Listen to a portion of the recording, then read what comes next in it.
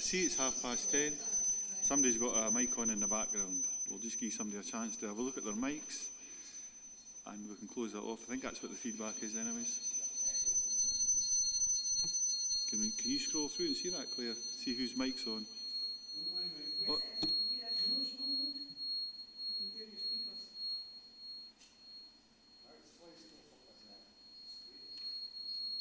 Let's find driver and see if his mic's on. There you go. Oh, it's a speaker. Oh, aye. Thank you. So it's resonating. No, thank you. Thanks for that. That's a delay tactic. We'll remember in the future that Archie's made us all aware of. Stick our speakers on. Right, okay. So it's just past 10:30 and we're all set up. As we're live streaming and we're recording onto YouTube. So good morning, members, and welcome to the meeting of the Audit, Risk and Scrutiny Committee. Can I please remind you just of a few arrangements in regards to these guidance notes. So microphones should be muted. Speakers off. Right. Microphones and speakers should be muted. Video switched off when you are not addressing the meeting. Should you wish to contribute to any item, you should write "speak in the Teams" or a hand up if that's more appropriate for yourselves, depending on your own personal circumstances. And you will be invited to speak in order about new issues. Should your question or issue be raised by a previous speaker, please withdraw your question so that we deal with the business as effectively as possible. Councillor Scobie has an exemption to that, I think. Okay, Willie? He's not listening. Please remember that this meeting is being live streamed and recorded, and that there is no material posted in the chat function which should be shared in an open forum. The usual standing orders apply, including any votes will be undertaken by a roll call. If any member has to leave the meeting for any reason, can I remind you to either leave the Teams meeting for that period or of time, or you could write leave in the Teams chat function, then rejoin later on. This is required to allow us to record the presence of members in the meeting at that time in order to have a true record. So first item on the agenda is sending apologies and approval of the chairs and members' remote partition. The first thing I'll do is that I do approve remote participation of members in this meeting. And Claire, can I come back to you now and ask for the sending apologies, please? Okay, thank you, Chair. We've got 7 members present in the Council Hall. For the benefit of the members on Teams, those other members in the Council Hall are Councillors Bell, Dryborough, McKee, Scobie, Stitt and Thompson.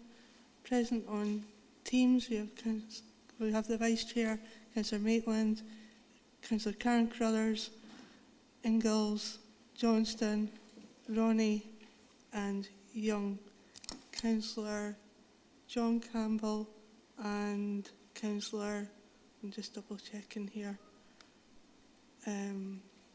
Katie Hagman, currently not present. I think his apologies for Councillor Campbell, because he's got apologies this afternoon as well, I think, at some of them. And apologies from Councillor Katie Hagman as well, please note. Thank you, John. We've got that noted. Declarations of interest is the next item on our business. Item number 2. Do we have any declarations of interest? No hands are being raised within the room. I wonder, do we have any online? I don't see any. Do you see any, Claire? Malcolm, you've got a yellow dot against yours for some reason, but I don't think it's a hand. Malcolm, Councillor Johnston, that is when I say Malcolm. Yeah, I always have a yellow dot.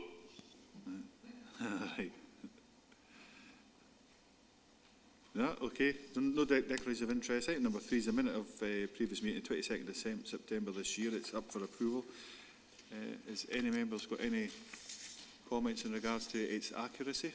Or can we agree it as being an accurate and true record of the meeting that took place?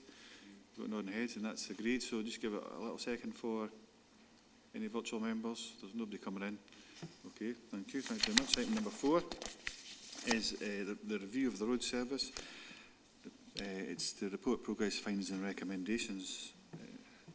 So I think it's Stephen Herrick what will lead on this particular item. Just before I go to you, Stephen, any questions that I suppose we've got or any members of the committee have got here, I'll put them to you if that's okay, and if you can either answer them or direct them to the appropriate person, because I know you've made me aware that there's a number of other officers in the meeting that could potentially ask more technical or detailed questions if required. So, this report asks members to consider the process, progress, findings and recommendations of the review of the road service as agreed at the Communities Committee 10th of November. Paragraph 3.4, Stephen, outlines Audit, Risk and Scrutiny Committees from the 26th of September. We made a number of comments that were put to the Communities Committee, and I see that and there are bullet points, quite a number there. I see at Appendix 4, the finding and recommendations are there, and that's what we're looking to look at and agree and certainly approve as a way forward in the recommendations. I wonder, rather than, normally I would say, listen, do you have anything else to add, but I think I'll take a different approach today. Could I ask you to give us a direct correlation, so between paragraph 3.4 and how that feeds into the appendix at Appendix 4, give us your views in regards to that, Stephen. Over to you. Thank you, Chair. Morning. Yep, so if I work through at 3.4, the comments that we captured from Audit, Risk and Scrutiny Committee on the 22nd of September, and just show how that's influenced the development of the recommendations for the road service review, as well as building on the kind of input from staff and from the two elected member stakeholder workshops, the external kind of stakeholder workshops and the Communities Committee as well in terms of developing the recommendations. So the repair of road defects too long, one of the comments, the first comment there that we captured from Audit, Risk and Scrutiny on the 22nd of September. And this links to kind of 4 of the recommendations in Appendix 4. One of them being on implementing a new customer-facing road defect reporting process. The recommendation on the options appraisal for the resources and funding required to deliver the road service in relation to reactive routine and structural maintenance needs. That particular recommendation was extended. It was in place, but it was extended after the 5th of November members and stakeholders session to be more explicit about all elements of the maintenance within the service. So the repair of defects takes too long is also related to the recommendation we have on ensuring operational activities processes are streamlined, and the recommendation on reviewing the processes for the timely repair of roads defects, including processes, materials and extent of repairs in relation to the significant backlog of carriageway and drainage defects. And that recommendation is related to the second bullet point, flooding impacts on roads with respect to the storms and adequacy of drainage, as well as the recommendation that we have on reviewing flooding issues and the damage to the roads network with respect to the adequacy of drainage. And that's almost a straight lift, that recommendation, in relation to the point that was made Audit, Risk and Scrutiny Committee. Extending the repair of road defects to adjacent defects, the discussion on that's covered by the recommendation that I already mentioned on the review processes for the timely repairs of road defects and the optimisation of that. The 4th bullet point on the issue of defects is a concern for all members, is similar to the first bullet point in terms of the 4 recommendations that relate to that, and that point is covered in at least four recommendations. The comment from Audit, Risk and Scrutiny on the expert advice is required in the road service review. We have appointed through SOLAS 2 external advisors on a joint commission through SOLAS, having gone through a procurement exercise, and Angus Bodie and Stuart Turner are on the call, and we may call them in later, but certainly they are now involved over the past couple of months meeting staff and working with us in the development of the Improvement Action Plan. The comment on the systems for roads defect repairs, including the use of hot cold material and quality control, is covered by the recommendation on reviewing the processes for the timely repair of road defects. The impact of limited gully maintenance in urban areas is covered by the recommendation on reviewing the flooding issues and the damage to the roads network with respect to the adequacy of drainage. We then had a recommendation that came up a number of times, including at Audit, Risk and Scrutiny. It came up in the workshop that we require an honest appraisal of the funding to deliver the road service in relation to the maintenance required. And again, this is looking at different levels of investment to deal with the carriageway defects, as well as the longer term investment required in the carriageway in relation to our asset management practices. And that's covered in the recommendation that we have on developing options appraisal for the resources and funding required to deliver the road service in relation to reactive routine and structural maintenance needs. The maintenance of roadside signs and verges was discussed at Audit, Risk and Scrutiny, and the recommendation on ensuring tasks are completed regularly, such as drainage gully clearing, verge maintenance and sign maintenance, captures the response to that. And the level of fees and charges for the service is related to the consideration of the opportunities for external funding through developer contributions recommendation, and is also linked to the kind of council-wide work where we look at fees and charges in relation to savings options and income generation at each of the budget setting processes. Third, last bullet point raised there was the issues around decriminalised parking enforcement, and we've captured that in a recommendation, effectively reflecting that completely in terms of consider the options for the implementation of decriminalised parking enforcement for the council. And the second last bullet point on reviewing the previous policy agreed by committee concerning first-time permanent repairs is linked to the recommendation on reviewing their processes for the timely repairs of road defects that I've already mentioned, and the very explicit reference to external developer contributions and external funding is related to the recommendation considering the opportunities for external funding through developer contributions. If I could, Chair, I'd also maybe just draw members' attention to the more recent changes in the recommendations at 3.9, and we had a second members and stakeholders workshop on the 5th of November, and we added two recommendations there explicitly. New recommendations were added which were agreed by Communities Committee on the 10th of November to develop members reporting weekly on programmed works within the road service, to demonstrate to the public that we are moving from a reactive to a proactive service in terms of building that confidence and that communication, and develop systems to monitor the carbon footprint of the service was an additional recommendation that was added in, along with developing the road services response to the Council's climate emergency declaration. And we certainly at that workshop on the 5th of November talked about some of the options that had come out of the public consultation, or the ideas in the public consultation linked to active travel particularly, and to energy consumption and the materials that we use on the carriageway works. And the additional recommendation, the third last one, is the develop the options appraisal for the resources for the funding required. As I said before, that was a recommendation that had been in there but was extended through discussion at the workshop. And then finally at the workshop we added two recommendations, one on developing the strategy and programme to deliver 20-mile-an-hour schemes across the region for our urban areas, and also to develop the programme for the delivery of the active travel schemes that Council is promoting. And those last two are linked to a piece of work that we're doing with Sustrans. We've just been successful in a bid to Sustrans for an embedded resource for an active travel officer for 4 days a week, working with us, employed by Sustrans, to take forward our active travel strategy and to take forward the projects that we're seeking to deliver in relation to active travel. So hopefully, Chair, that's a bit of a run through of what's changed and how the recommendations have developed since we last met with Audit, Risk and Scrutiny Committee. Thanks. That's excellent, Stephen. Thank you very much for that answer. I've got one small question. It's almost a yes and no answer. I'll make an observation in regards to myself in the actual decision that we'll make today. At some point, I'll explain that to the committee, then I'll open up for questions after that. In regards to the further resource, Stephen, the improvement plan comes to Communities Committee in February time. Will we have any indication whatsoever of what that potential resource would be? Previously, I've spoken about potential having a bronze, a silver, or even a gold-plated standard of service. So will there potentially be options there to say, okay, if we apply this amount of funding, we'll have this level of service, and we apply that amount of funding, we'll have an improved or whatever type of service we'll have. Will that information be coming to the Communities Committee in February? Then I'll explain to the committee my thoughts on the actual decision.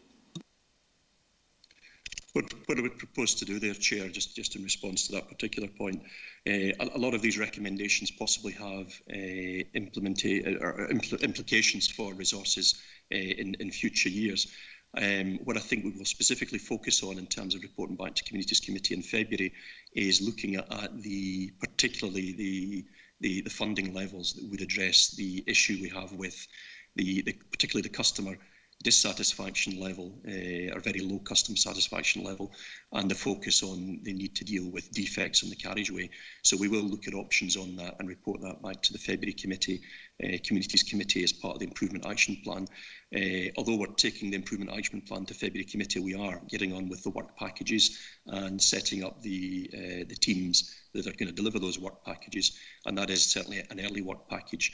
I think in the longer term, we will refresh our asset management understanding of the carriageway as a whole in relation to kind of backlog and long-term maintenance and surfacing schemes investment that avoids us creating the level of defects that we have. But certainly we will look at and feed into the February report and the Improvement Action Plan as an early piece of work, the options around levels of investment that would address the number of defects in the carriageways that we have at the present time. Thank you, Stephen. Thanks for that. So, committee, what I'm thinking personally myself, and I'll just outline it, and I can sow this seed now, and I would imagine there'll be quite a bit of debate in regards to this, and I'll come back to this at the very end. My thoughts on this at recommendation 2.2 is it, so if you read through recommendation 2.2, I'm not trying to advance this in any way, I just want to make sure that the committee is aware of my thoughts. After Appendix 4 in the last sentence, it says, agree that they will deliver the improvements required. My own personal thoughts that that's probably for the Communities Committee to agree that if that's the case, but what I would like to add is a recommendation 2.4, that once the Community Committee has actually seen the improvement plan, that we would then see that after February time, and we would make comment at that point in regards to whether we thought that improvement plan was fit for purpose, rather than agree that these are actually, because what we're looking at the review process, what's been the workshops, so all that information, and we're making comment in regards to that, but we will come back to that at that point in time. So as it stands, I've got Councillor Young. John, you're first to speak, then Councillor Driver. Thank you, Chair. My question was exactly what you asked, so my question's been covered. Thank you, Chair. Okay, thanks for that, John. Thank you very much. Archie, Councillor Driver. Yeah, thanks very much, Chair. And obviously we don't have just this to consider when we're talking about roads improvements and things like that. There are sort of national implications as well when we think about decriminalisation of parking, and also the consultation that's going on about parking on pavements as well. I'm just wondering, Stephen, if this has been included in the recommendations or as part of the ongoing review of services. Thank you, Councillor Driver. I'd see that very much as being part of the, it's tied in very much with our consideration of the powers for decriminalised parking enforcement and the resources around that in terms of assessing. If we don't deliver DPE, we need to address, and I know that's certainly something that COSLA is giving consideration to now at the present time in terms of raising concerns about the possible impacts on resources in all roads authorities, and particularly those that haven't delivered or haven't taken forward decriminalised parking enforcement for the kind of monitoring of the footway parking issues. Thank you, Stephen. Thank you, Archie, for that. We have Councillor McKee. Jock, you're next. Thanks. This criminalised parking enforcement, I don't think it's not related to what I'm going to talk to you about. But if we've had guys out doing the pavement cleaning on, I'll just mention Iron Grey Road just as an example. Now, they blokes made a smashing job of the pavement, and there's a hedge needs trimmed back, but I see you're looking for, see whose responsibility it is. But the guys, they swept all the leaves off the pavement onto the road. But unfortunately, there was 10 cars sitting parked on the road, and they're there almost every day, resulting in a road sweeper can't get in there to lift the leaves.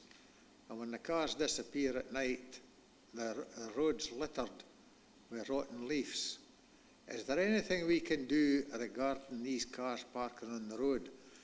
They work in, there's a factory it's changed ownership up in there, and I think these guys all, or these people all work in there.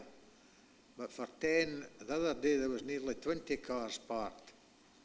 And obviously if we can't get our maintenance done, we need to be able to do something with these people parking on the roadway. They're also creating an obstruction and they're right across the road from the exit to the industrial sites on the right-hand side as you go up the Iron Grey Road.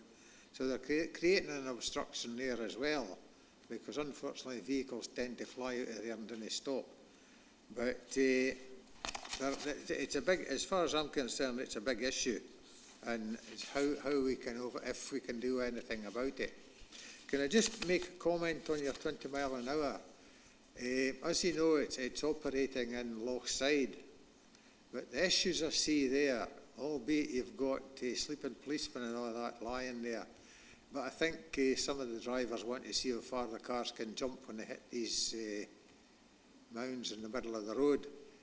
Is there any way, I realise there are expense involved, these flashing lights or lights letting you know what speed you're doing, that sort of thing, I think they do work to reduce the speeds of some cars, but some of them are really excessive. But it's just something you maybe take into consideration when you're wanting to widen the 20 mile an hour limit. Thanks, Chair. Thank you, Chuck. Stephen. Thanks. The first point on the Iron Grey Road, we'll get somebody to check that out in terms of what possibly can be done there if there is a problem with parking, and come back to you on that, Councillor McKee. In terms of the 20 mile an hour schemes, I think we're very much looking at trying to introduce schemes where we don't have physical features, and there's always a bit of challenge with that from Police Scotland if we can't demonstrate about an average speed of about 24 miles an hour before we implement the schemes in terms of their inability to resource enforcement. But certainly when we're bringing in new schemes, we're looking at trying to do that in a way where we minimise the need for physical features for maintenance reasons and capital cost reasons to install. In terms of flashing lights, that is something that communities have looked at in particular locations, and it's something we can certainly keep at the back of our mind in terms of behaviour change in drivers. But effectively what we want to work towards is a system where we sign 20 mile an hour zones, or that there is an understanding that in urban areas there's a high likelihood that the limit is 20 miles an hour, and that we minimise the investment and the maintenance in physical features or kind of lighting even at these locations. I think in time, I know Scottish Government are looking at the 20 mile an hour bill that failed in Scottish Parliament in the past, and they're looking at, I think they're quite keen to try and see if that can be brought back again, and that we will be moving to that kind of position where default expectation is that urban areas are, for a large part of residential areas, would be 20 mile an hour zones.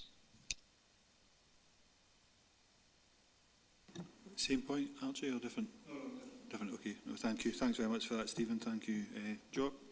We have Councillor Johnston, then Maitland, then Scobie, then Driver.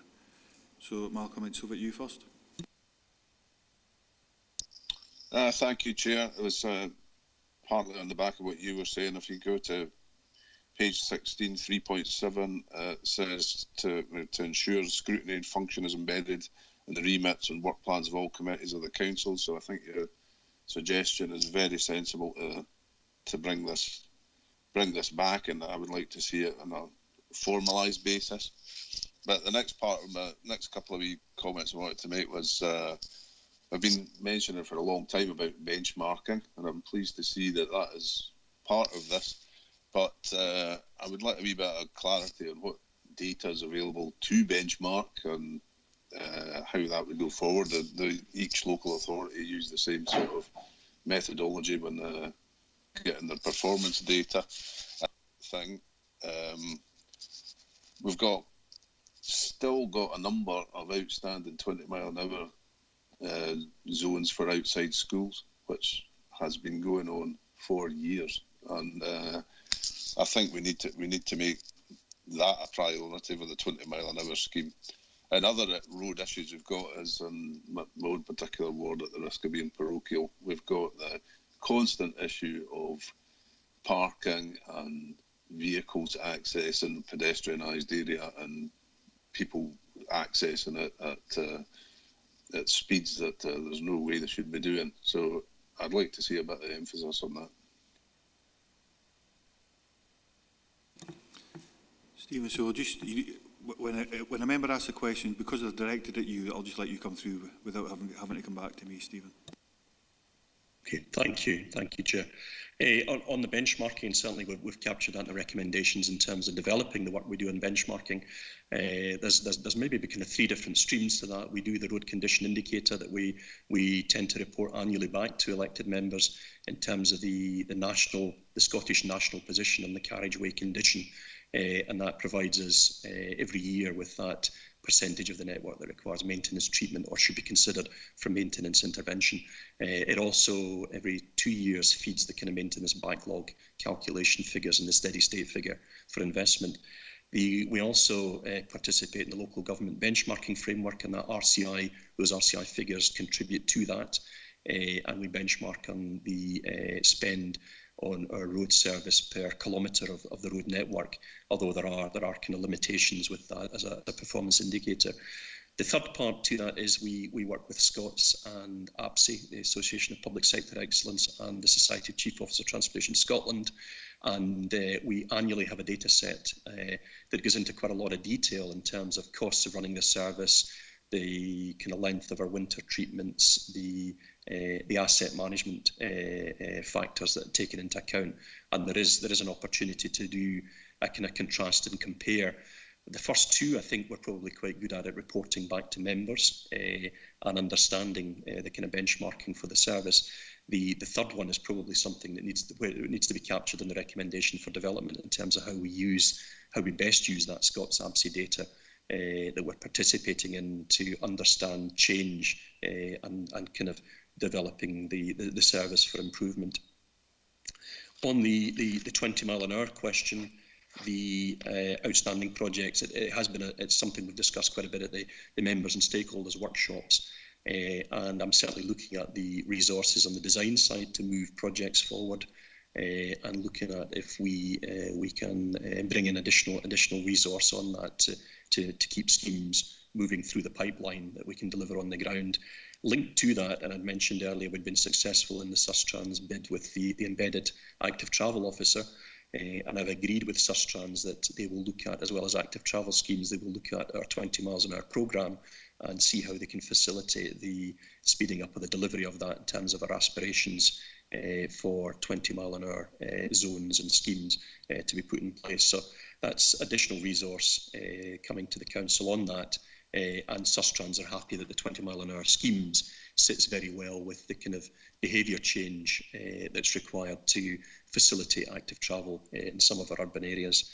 And the parking at pedestrian areas, again, that's until we kind of move in with the kind of footway parking bill and any enforcement that the council has with respect to that. These are probably particular issues for Police Scotland, and in terms of intervention if there's unsafe parking.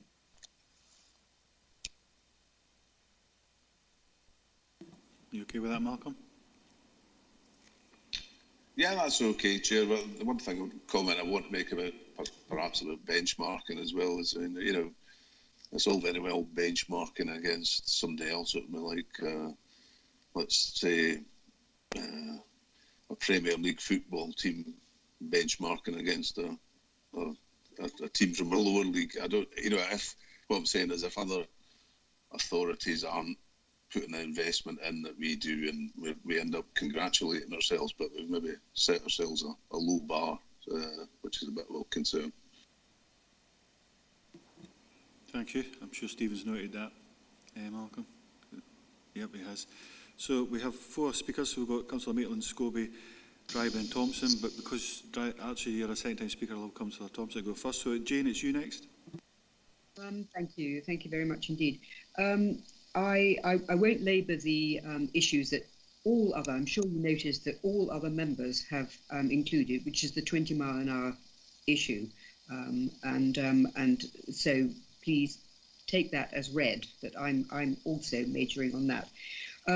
We're being asked about process here, and I suppose really what I would pick out is to be absolutely sure about how we are getting feedback to the public who are expressing their concerns, Stephen. And one of the issues that keeps coming back is the use of plastic or recycled materials on the roads. And I think we could perhaps nip this one in the bud. I believe people really honestly think that that we can chew up tyres and stick them in the roads, and I just don't think that's the technical solution to this. But I think a briefing note on the council's website to explain what the issue is might really go quite a long way to helping the public understand.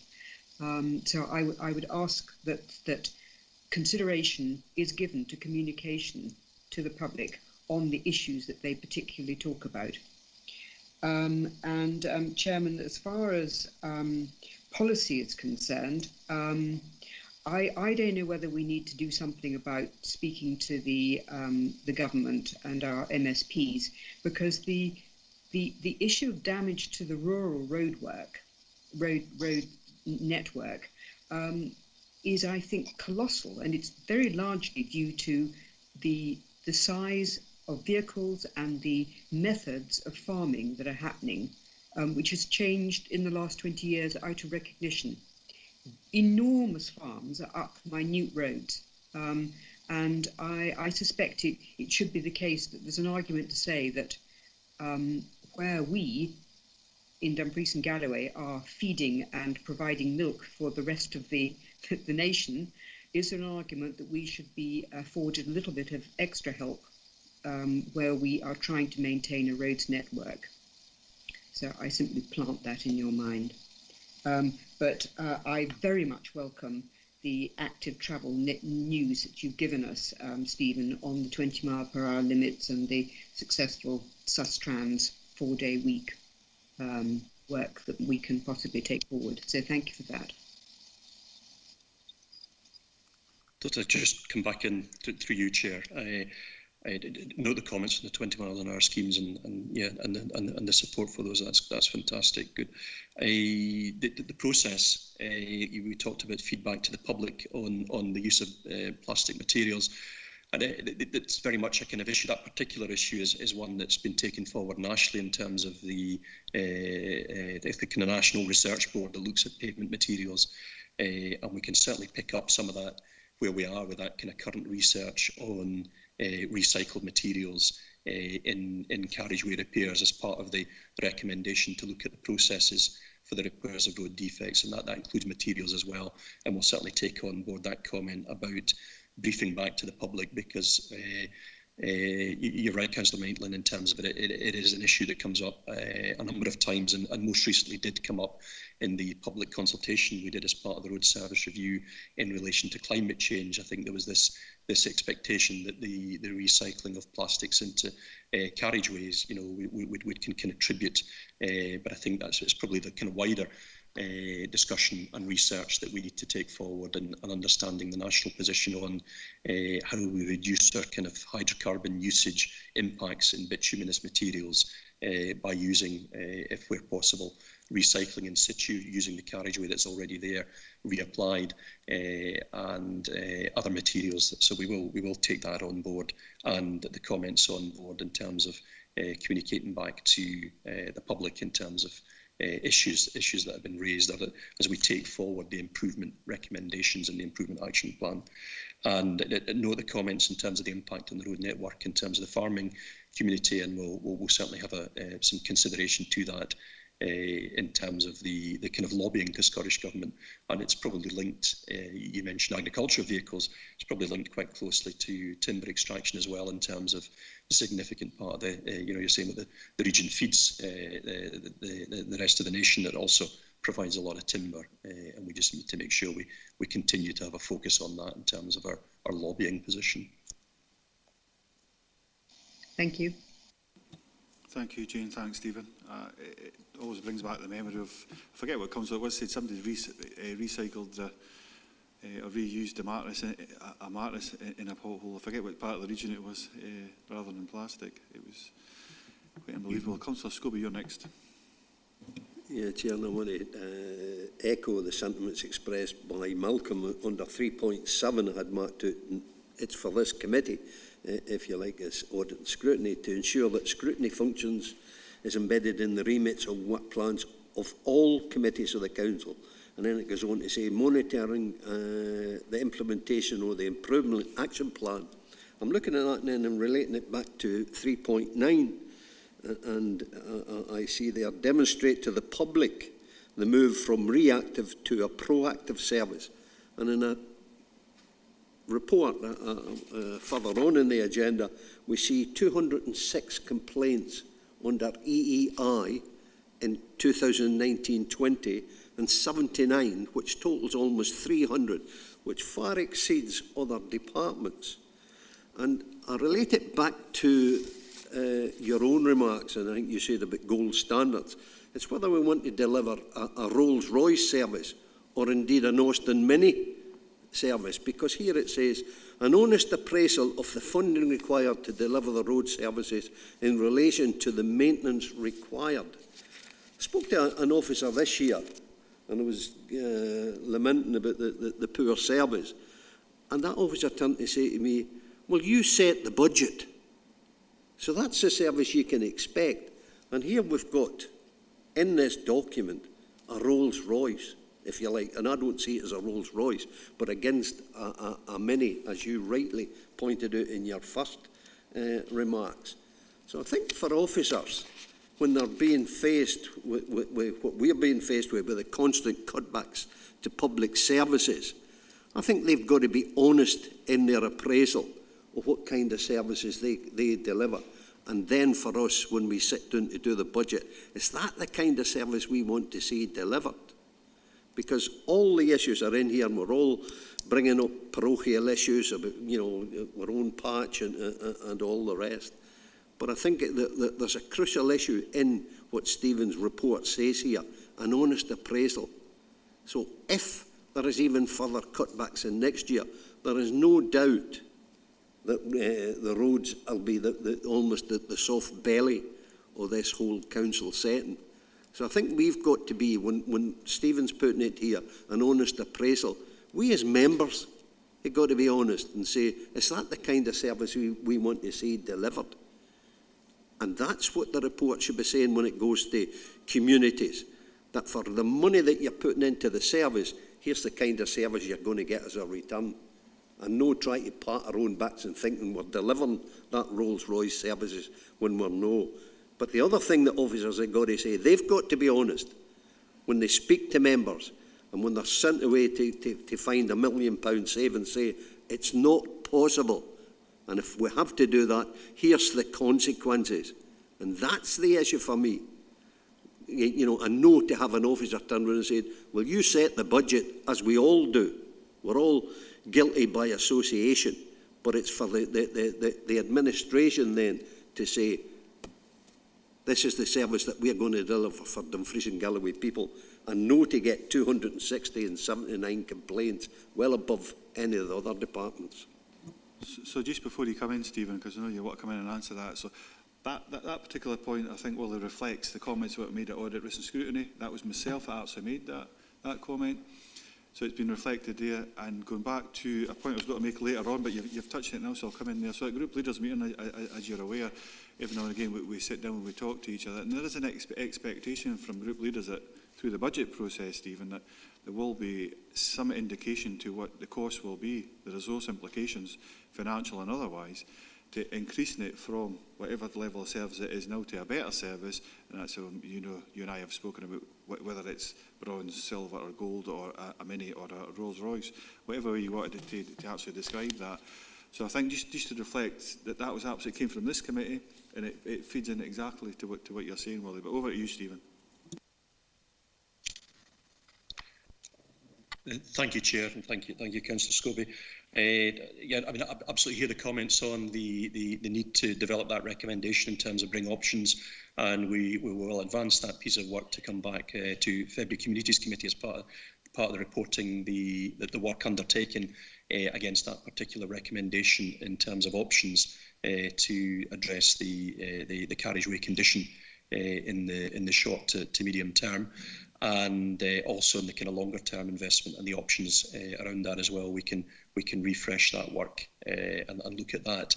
In terms of demonstrating to the public, the Councillor Scobie's comments on the demonstrating to the public a proactive rather than a reactive service and the move to that, that will take time through the delivery of the recommendations and the improvement action plan and the actions that spin off from that.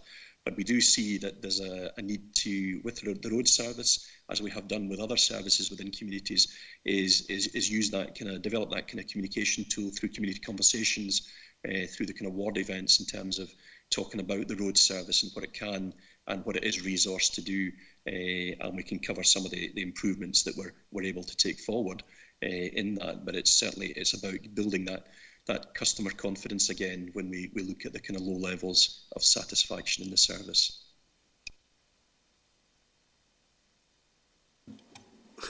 I'm not sure what that answer was there, and that's not a criticism of what Stephen just said. Take time to deliver a proactive service. I think it must be. It's not just about the carriageway. It's about the flooding, not just flooding to roadside, but within our communities. And when I go back and say to them, well, why can we not advance this? Because we don't have the money. So I think it comes back to what you've said and I'm saying. It comes back to, for us, to say if you're going to improve the services, not just to try and placate the customers by coming along and saying, well, here's all we've got. I don't think it works. No, thanks for that, Willie. So I'll make comments in this, Stephen, if you feel you want to come back, certainly do. But what I've certainly said in the past, and Stephen and I have had quite a discussion in regards to this, so whether it's roads, drainage, street lighting, structures, structural overlays, surface dressing, new pavements, 20 mile an hour, that whole remit, that whole gambit, that's what we're looking at. That was the root and branch review that we decided that we'd have. So it's not just about potholes, it goes way beyond that. And I think that the level of funds, this is why with this honest appraisal, I have no idea what that figure looks like. I remember previously we had a figure presented to us through the RCI indicators, and we'd applied, I think it would to be over £3.5 million above and beyond at that moment in time, which was quite a number of years ago, before we even seen a stagnation of the detriment, and we had to go to 4 or 5 million extra money before we actually seen some kind of improvement. So I think it is about having that level of honest appraisal, but it's not just about the roads, it goes way beyond that. It's the whole service and actually the culture, how that applies. And it may be, but I think for February time in particular, and that's what I'm picking up through Willie, Stephen, is that we'll need some indication for the council to understand what level of financial commitment they would need in order to see a real-time improvement. Willie, would that be fair enough to say that? Come back, Stephen, if you want to make comment, otherwise I'll move on to the other speakers. I'll move. No. Yep. I'm clear in the instruction that you're giving us. Thank you. Thanks, Stephen. So we have Councillor Thompson, Driver, is still on the list, obviously, but your second time speaker, Archie. We have Councillor Young, who didn't speak last time, so I'll allow him in, and I'll come back to yourself. Then Bell, sorry, then yourself. So it's Stephen, you first. Thanks, Chair. Yeah, I mean, there's a lot of the points have been covered. I think it's interesting, Councillor Maitland's point about the fact that in order to get the staples to the public, it literally comes out of the ground. So I think we have to accept that that's going to come from rural areas. So very much, as Stephen Herriot touched on there, in line with the timber transport type initiatives, where we recognise those strategic routes. I think part of our communication and engagement on page 34 in terms of the appendix, it talks there more about how we respond to inquiries, how we keep people informed, but this part of communication is also structuring how well we ask for things when we need support, and I think that's a very good point to maybe include in that, or maybe look at how we lobby, or how the service lobbies to sort of say, this is what this region needs to deliver to the rest of the nation. So in line with the timber transport. In terms of your 2.2 discussion, I think that's very appropriate. There's a lot of reviews of reviews, so we've asked for a review, and then a lot of the recommended actions are reviews, further reviews, so it's not clear how we're going to measure that's assuring, but there's no evidence of improvement with that. It's just an assurance that something will happen. So I think we do need to see that back again, particularly in relation to things like, I'm looking at page 35, for example, operations and works programming. In there is obviously maintenance and signage of strategic active travel routes, which that was one of the top priorities that came back from the public in terms of active travel routes being a priority, not only for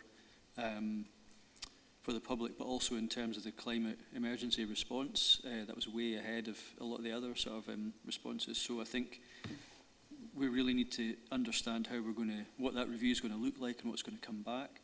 I think there's also things like on page 36 where it talks about the reviews of processes for quality control, but then there's a separate review for management, review of processes for road safety inspections. I'm not sure they shouldn't be integrated. You know, I would have thought road safety inspections would kind of be part of the holistic look at processes for quality control of roads, projects, defect repairs and utilities. So I don't know if we're separating out too much when it should actually all be one package. And if we're going to deliver this effectively with a tight budget, we're going to have to look at that type of holistic approach to make more effective use of the resources we have. I don't know if that's something that's being looked at already.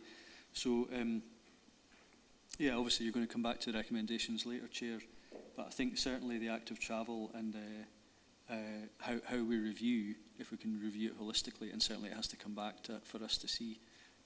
Thank you. Thank you, Stephen. Councillor Thompson, that is Stephen, over to you. Thank you. So, yeah, I mean, there are 46 recommendations there. In terms of structuring the improvement action plan, we're looking at grouping those together where there's kind of like themes and allocating those as kind of work packages to discrete teams. So there certainly might be a number grouped together to be taken forward in conjunction with each other. The review of quality control is probably very much about maintenance on the road network, and a lot of discussion has come through in the feedback on that. And the review of the safety inspections is a bit more procedural about how we comply with the code of practice for well-maintained highways and the kind of risk approach on safety inspections. So they are probably two separate entities, but we're certainly looking at the recommendations and grouping them together into manageable work packages so that we can best use the resource of officer time that we have through the next year to deliver on a lot of these improvements. And certainly here, you know, the kind of feedback on lobbying, and we'll take that on board. When it's certainly every opportunity in consultation, we talk about where it's appropriate our carriageway condition and how we're low in relation to the rest of Scotland, and the kind of certainly in the past we've focused on in the lobbying and the kind of feedback on that on the timber side, but I think it's right that we look at the agricultural impacts and just make sure we're capturing those in any sort of lobbying opportunity that we have with respect to funding. Thanks, Stephen. I think just on the 20 mile an hour thing, though, and this is just a sort of by the by, but often I'll get a response from officers saying that it'll refer back to the FES committee of 2012-13 and the review of speed limits, etc. Then that's 7-8 years ago, and I think we could say there's been a lot of material changes across the region in that time, and certainly how we prioritise where the speed limit should maybe change or reflect the changing nature of the economy or business or demand or schools or catchments or whatever. I think it's maybe time that we've looked at that again, because it's starting to get a bit, it's a bit tired, that response, because it's sort of going back so far that our committee structures have changed and everything. So maybe that's something to include in that. Thank you. Thank you, Stephen. Yep, agreed. Yeah, just come back in, Chair. Yep, and we will do that. There's a lot changing in terms of active travel and 20 mile an hour schemes, and it's right that we can make sure that our priorities are, if they need to change or if we can confirm that they are similar or the same. Thanks. Thank you. Thanks to both Stephens here. So going back to it, so it's Councillor Young-Bell, then yourself actually, as we've been a second time speaker. So John, over to you. Thanks, Chair. It's really a point that Councillor Thompson brought up concerning active travel routes, and we all know we want to encourage and promote the use of these active transport routes. I wonder if a member of the public is concerned about, say, the surface of a cycleway or overhanging branches. Has that member of the public got a reporting mechanism to bring that to the attention of the Roads Department? would they just use the pothole reporting service? Thanks, Councillor Young. Yes, so if we use the report it service, we would look at those issues in terms of the kind of active travel routes and maintenance required. Thank you both. Thank you. Thank you. Thanks, John. Thanks, Stephen. Councillor Bell, Graham. Thanks, Chair. Just going back on what Councillor Scobie said, obviously there's a lot of cost implications and budget implications and the roads conditions across Dumfries and Galloway. Obviously, we're breaking down into areas, Annandale, Eskdale, various areas within the region. What I want to know is, obviously, being an elected member, I want to know what issues I've got with the pavements in North West Dumfries, the roads, where the resurfacing programmes have been taking place, or where it's lying in the budget process. Because I know a number of things were put forward, it's come forward from community councillors and our elected members in the ward about requests. And as you say, the officer always says, it'll be put onto the list, it'll be added onto the list. Well, it's probably been sitting on the list for the last 4 or 5 years. So I need to know, when I report back to my constituents, where the time scales of the works is going to be done. And it'd be helpful if all elected members have a sort of maybe a yearly plan within the ward, what's happening, and understand budget processes, and they kick into a lot of things. But there must be some sort of pecking order we can work out. As I run a business and a farm, I know my yearly planning, I know my 5-yearly planning, and I can work things on a daily basis and on a yearly basis. So I'm sure that the council officers can be able to implement some sort of plan to give to elected members. Thanks. If we just come back in, Chair, thanks. We annually, when we're looking at the infrastructure asset class, the capital funding and the allocation to the carriageway programmes, we list, certainly back to Communities Committee, we can look at identifying the wards that those projects are against, and that may maybe make it easier for us just to, once that's agreed, disaggregate that data and put that back to elected members so they can see what the plan for that year is for the schemes. There is a long list of improvement schemes, and we annually get agreement on which schemes to be taken forward in the next financial year, and we tend to take that to around about February, March time to committee for the year ahead. Thank you, Graham. Thanks, Stephen. So just one small comment on that particular. So I see page 34, and you may be touching on it earlier, but it does say in communication and engagement, it talks about ensure regular and concise information is provided to MPs, MSPs, elected members, community councils, partners and communities. So it maybe does feed into that particular point, Stephen, but I think there is a piece of work to be done there, as Graham's already outlined, in regards to keeping the local councillors in particular, the members of the council, up to a level of speed and information that is what they actually feel is appropriate. Because we don't all sit in every committee going back to Environment and Infrastructure Committee, Plan House Environment Service Committee, EEI Committee, and now it's Communities Committee. There's so much information that, relating back to his point that Stephen said, it's policy that we made years and years ago. Do they still apply? Do they not apply? It's maybe something that as elected members need to have a proper think about, and where we sit in that particular knowledge base. We've got Councillor Driver next. Archie. Thanks very much, Chair. And I've been listening to a lot of what members have actually been saying, and whether it's a Rolls-Royce standard or a Mini standard, Gold standard, Bronze standard, Premier League standard or Lowland League standard. I would just like to remind members that Ann and beat Hamilton Academicals 3 times in the last number of years, so therefore a lower league side has actually beat a senior league side. I just wanted to go on obviously the review is really, really important and how we take that forward. And we've talked about being proactive rather than reactive. What I've not heard is prevention rather than cure. And one of the issues that I don't know if it's an opportunity here to discuss with the local farming communities, whether we could have a discussion with them on making sure that water doesn't actually get onto the road, which freezes and then causes the potholes, and having drains at the side of fields and things like that, which we used to do a long time ago, but I don't know if it is an environmental issue now or whatever. But I think being proactive is good, but prevention, of course, is better than cure, and keeping water off the roads is probably the best thing to do, and it will stop potholes once the freeze starts. So I'm just wondering if there is that opportunity there. And before I sort of go on, I think, if I remember correctly, there's £240 million worth of road defects in Dumfries and Galloway, and we put about £9.5 million into this. And as Jane says, I think the budget hasn't been cut, Jane, but there may have been capital rather than revenue budget proposals going forward, and that may be what the issue is.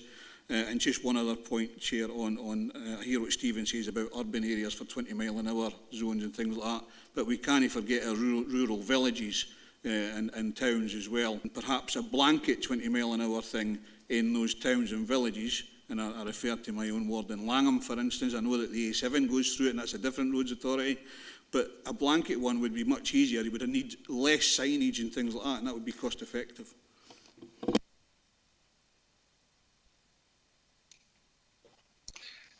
Just come back, Chair. Thank you. On the 20-mile-an-hours, and I think it's something that Scottish Borders Council have done in terms of a kind of blanket approach on the current urban 30 areas. We're taking forward the Dumfries 20-mile-an-hour extension, and that's been through Nistale Area Committee, and we will deliver that. We will then look at other urban areas for rolling out that programme, and we will probably use the additional resources I mentioned that we have from Sustrans to do that. If members are minded that that's the direction of travel that they would like us to go in. In terms of the farming communities and flooding, I'm just going to bring in Mike Fox on that one just to talk to that. Thanks.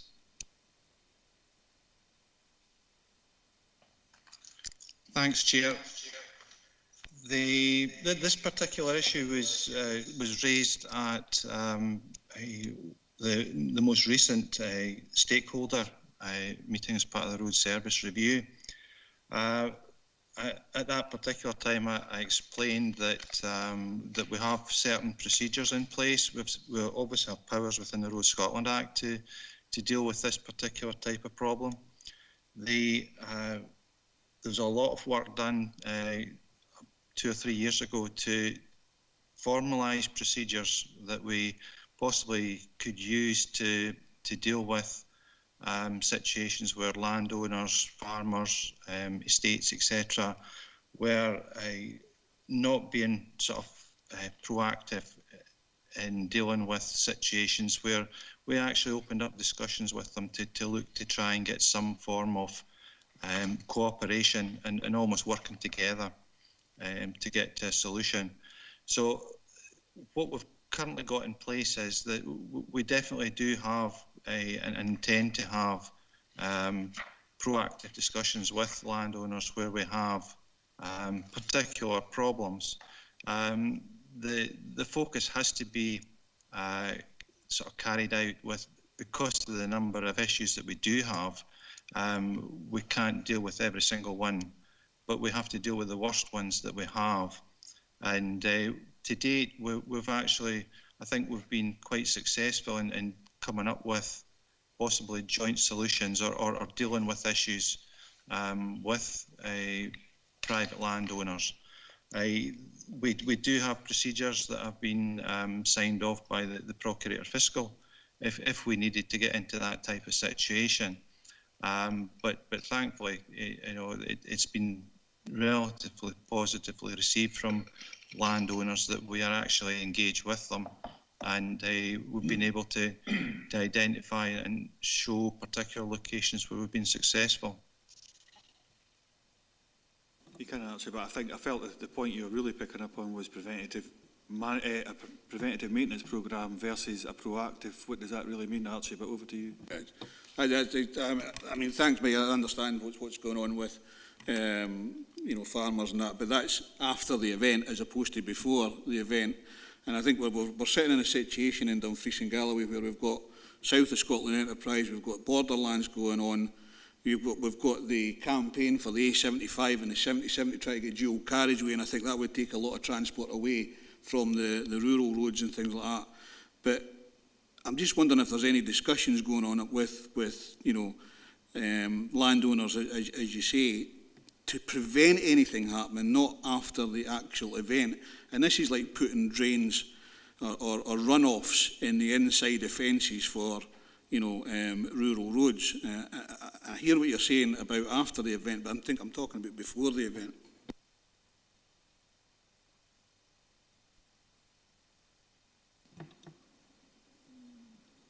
Mike's coming back in, I think. Thanks, Chair. It becomes difficult because we don't generally see problems until they actually have the problem of the road network being covered in flood water.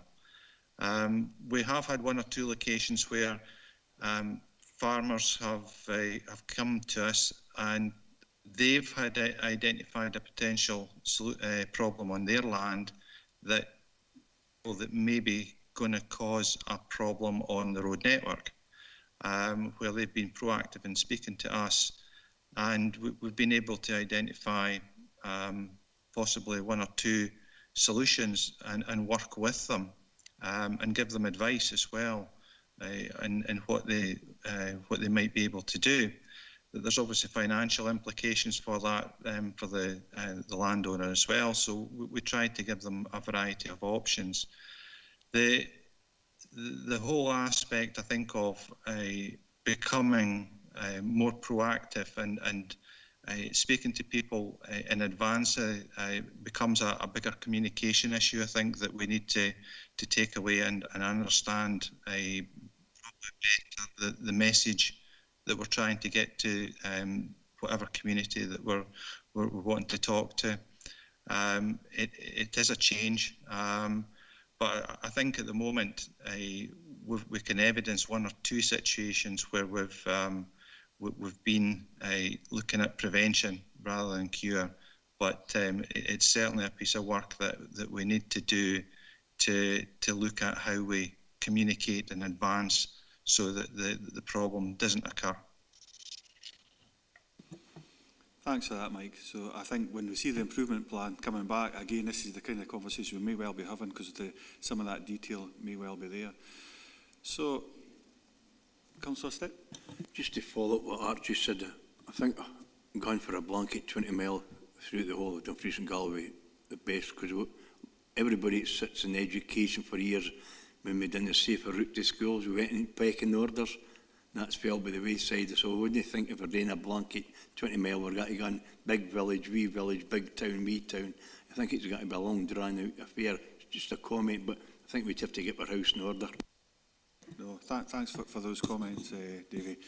So I think we spoke about that. It's more cost efficient. So that level of detail we will see come back. I know that funding from Scottish Government with the safer routes to school is no longer there, and that's predominantly the problem where we got to there. So just to draw this to a natural conclusion, what I should have said earlier as well, so I'll just say it now, is that so we've got quite a number of items of business today.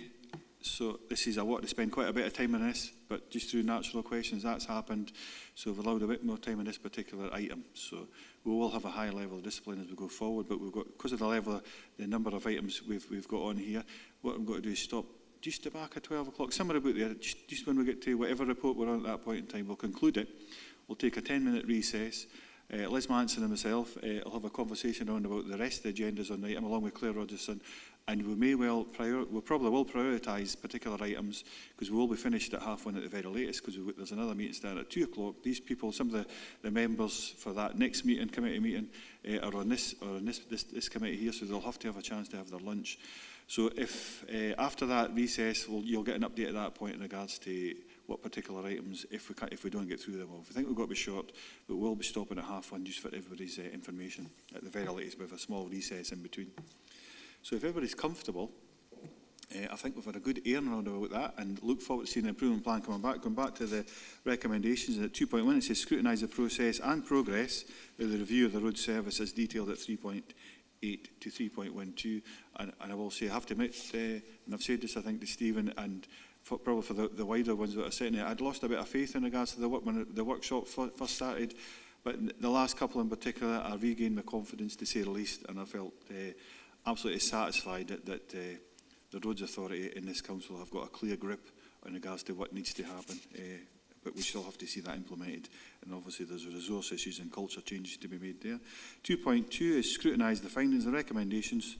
If we can, well, we've done that, so that's more to note. 2.1 that is 2.2 is to scrutinise the findings and recommendations of the review of the road service, as agreed by Communities Committee on the 10th of November this year, as attached in Appendix 4. I'd like to stop it at that if we can. Yep, is everybody okay with that? Give a wee second for the wider teams. Okay, I'll move on to the next one. If anybody comes in, I will stop. So if we're noting that, so we've done that actually. So 2.3 is to note the road service review improvement action plan will be presented to the Communities Committee for agreement in February 21, as outlined in paragraph 3.13.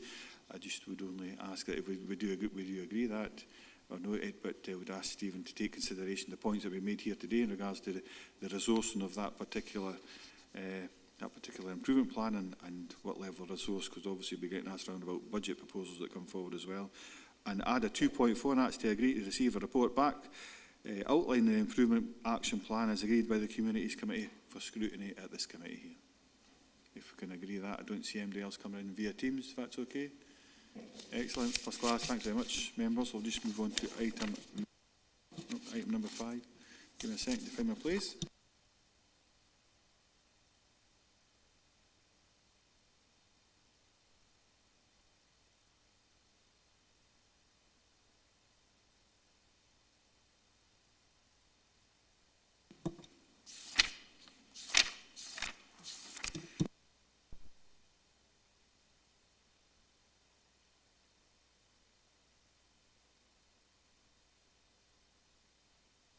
Thank you, Councillor McKee. Page 37. I'll get myself prepared in front of that. So the purpose of this report, it's internal audit reports issued. These are fresh ones. This is a standing item on the agenda of this committee and allows members to discuss reports issued by the internal auditor. Kevin Garrity, my understanding, will be speaking to this. That's correct. So we've got 3. And Richard Fox. Sorry, Richard. I see you up on the screen now. I was looking down at the papers. It's Richard, actually. I think I'll be speaking to this. Apologies for that, Richard. So, Richard, have you got anything to add to this report that you think we should be aware of? I've got nothing to add at this stage, Chair, but I'm happy to answer any questions on any of the reports. Thank you. Thank you. Thanks for that, Richard. So open it up to members. We've got 3 in front of us. I can go through them one at a time if you want to consider them. So Appendix 1 is on page 39. It's internal audit report. It's in payments to outside bodies and communities in regards to anti-poverty funding. I mean, for me, this was, I took a higher level of, Jane Maitland, Councillor Maitland. Jane, it's over to you. Thanks, Chairman. No, it was just a question about the teams that do the scoring and the makeup of that team and whether or not it is consistently covering a number of organisations. So just to get a little bit of background for terms of transparency. Richard. Thanks, Chair. Our understanding from officers was that there was good representation from organisations, but as you'll note from the actual paragraph, we didn't actually have evidence of that from the minutes of those meetings. Thank you.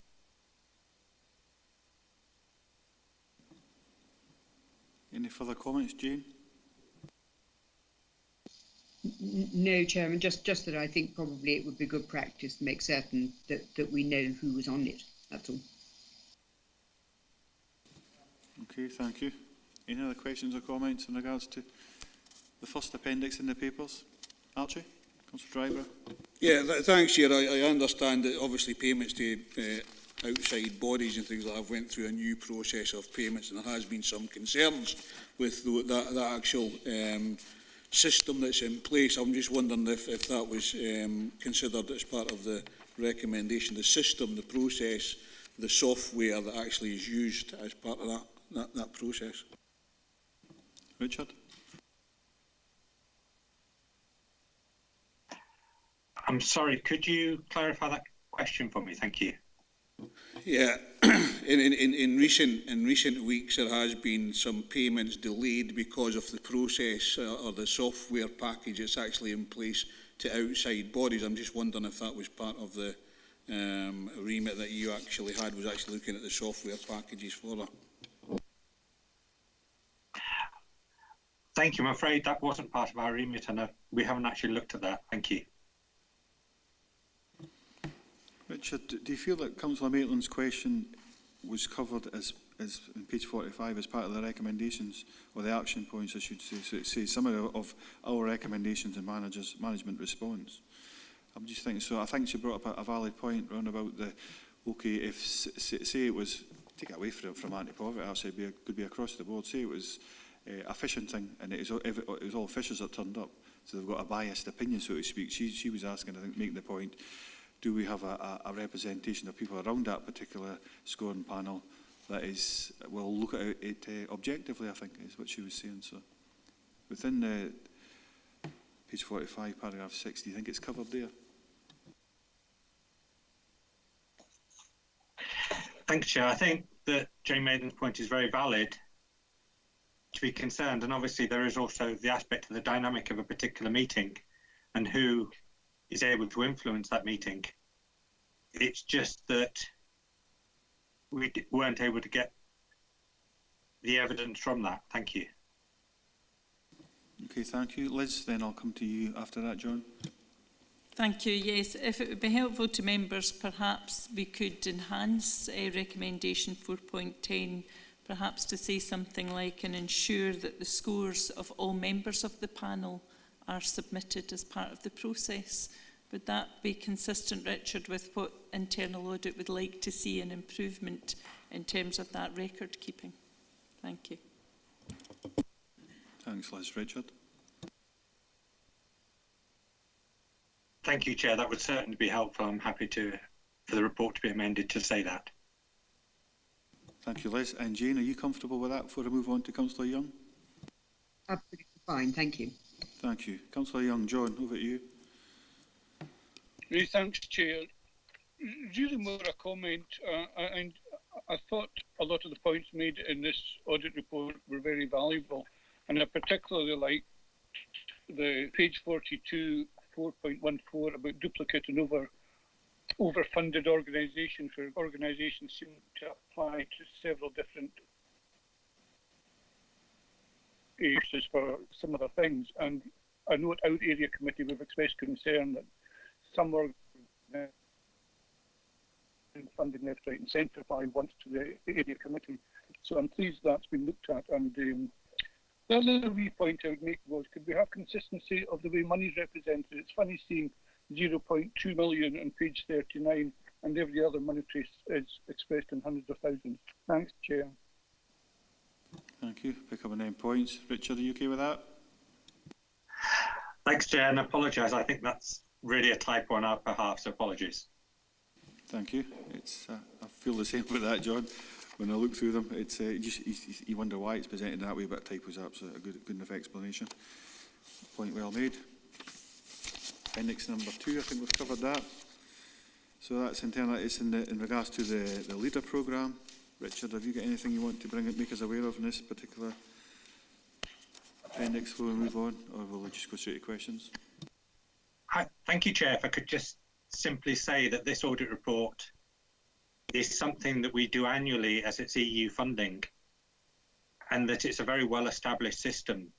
And so, although it's quite a slim report, that's because of the maturity of the systems in place. And actually, we found that there were good arrangements in place. Thank you. Thank you. I know Councillor Johnston did have a point in regards to this. I wondered, because this is a different format to the other two slightly, I did think, was it because of Brexit? It may have been the reason, but I'm not sure if Malcolm was wanting to come in this point or not. I'll give him a second if he doesn't, because we don't have anybody else up. Yeah, Chair, it was just on page 49. It was obviously in light of recent events. I was a wee bit surprised that a reference was made to an accrual without it being reconciled against the other documentation. And also, I find we've had this repeatedly on this committee. Management accepts the report. Well, I would kind of like to be reassured that they're actually going to act on the report, and that even applies to the previous one, because it said agreed, but do we monitor compliance?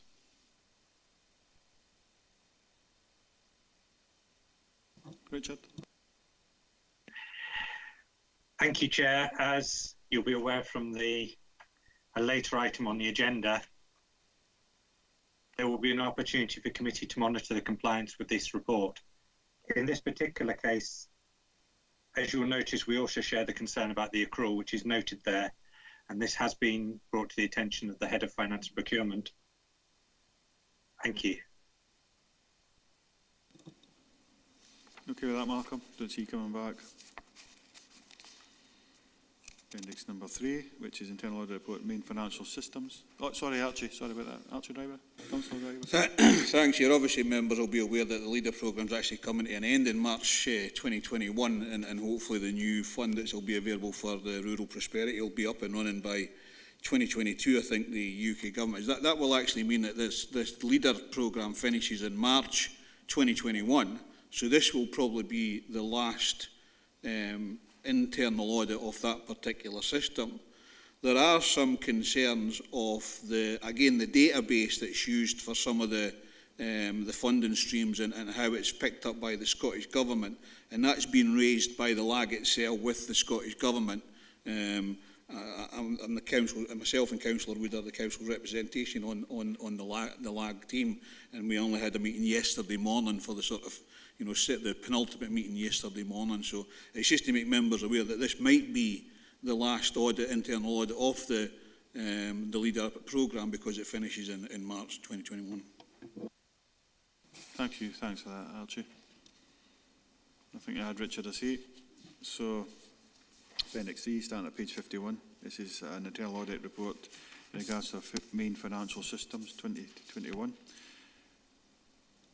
Income management. Any particular points? I'm looking around the room. Don't see anybody else coming up. I think you'll get more interested in item number 6, so we'll consider that as being this piece of work done. We'll go back to the recommendations.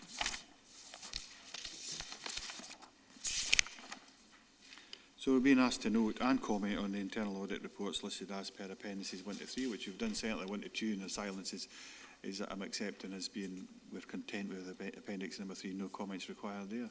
Thank you, members.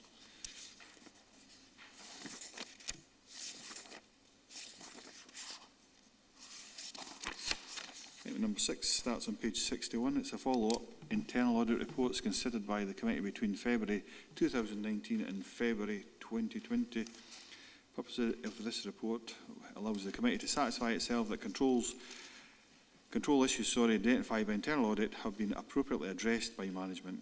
It covers the 12 months of reporting to the committee before the COVID-19 health emergency lockdown. We're being asked to note and comment on the progress made by management in addressing internal audit reports as detailed in the appendix, and to decide if any of the internal audit reports are to be included in the next follow-up report to this committee, which I think probably the second recommendation is the one we need to focus on in particular. So I'll go back to each individual report, ask members for their opinions, points or comments. I'll ask you first though, Richard. So on page 64, employees expenses. Richard, have you got anything to add to this particular comments you want to make? Sorry, Paul Garrett. Chair. Sorry, I think it's Paul Garrett. Is that who's coming in? Sorry, the appropriate officer. Chair. Kevin. Sorry. Morning, members. Morning, Chair. I'll speak to this report, but we have a number of officers available from services to be able to answer questions that members might wish to raise. So what I suggest is that if members have questions, I'll assist you with determining who's best to answer that. That could be myself, or it could be somebody from the service, if that's appropriate. Thank you, Chair. Thank you, Kevin. Found my list now. So as I'm aware, Paul Garrett and Stuart Clanahan is in teams. That's my understanding, certainly, to answer any particular points. So it's over to Paul or Stuart. Have you got anything you want to add to this particular section on page 64? Nothing, Chair, on that one. Nothing to add, Chair, other than just to confirm that we'll be bringing forward a report to the Economy and Resources Committee for the end of the financial year with an updated code for travel and subsistence arrangements going forward, working quite closely with the Fleet and Transport Operations Manager as part of that. What we'll be looking to reflect in that policy is updated guidance on subsistence limits in particular, and also enhanced advice in relation to the Council's travel arrangements, and that will be coming to Economy and Resources before the end of March. Thank you, Paul. Thanks for that. Stuart? I'm just looking in the column for speaking. I don't have any speakers online. Councillor McKees, want to speak in the room? I'm on page 69. Could you just clarify what you mean by management to address instances of individual tax liability arising from private use of vehicles? Now, is that private use of council vehicles? And if that's the case, are these vehicles insured after working hours? So, Councillor McKee, we'll pick that up just shortly. So, keep a hold. Oh, right.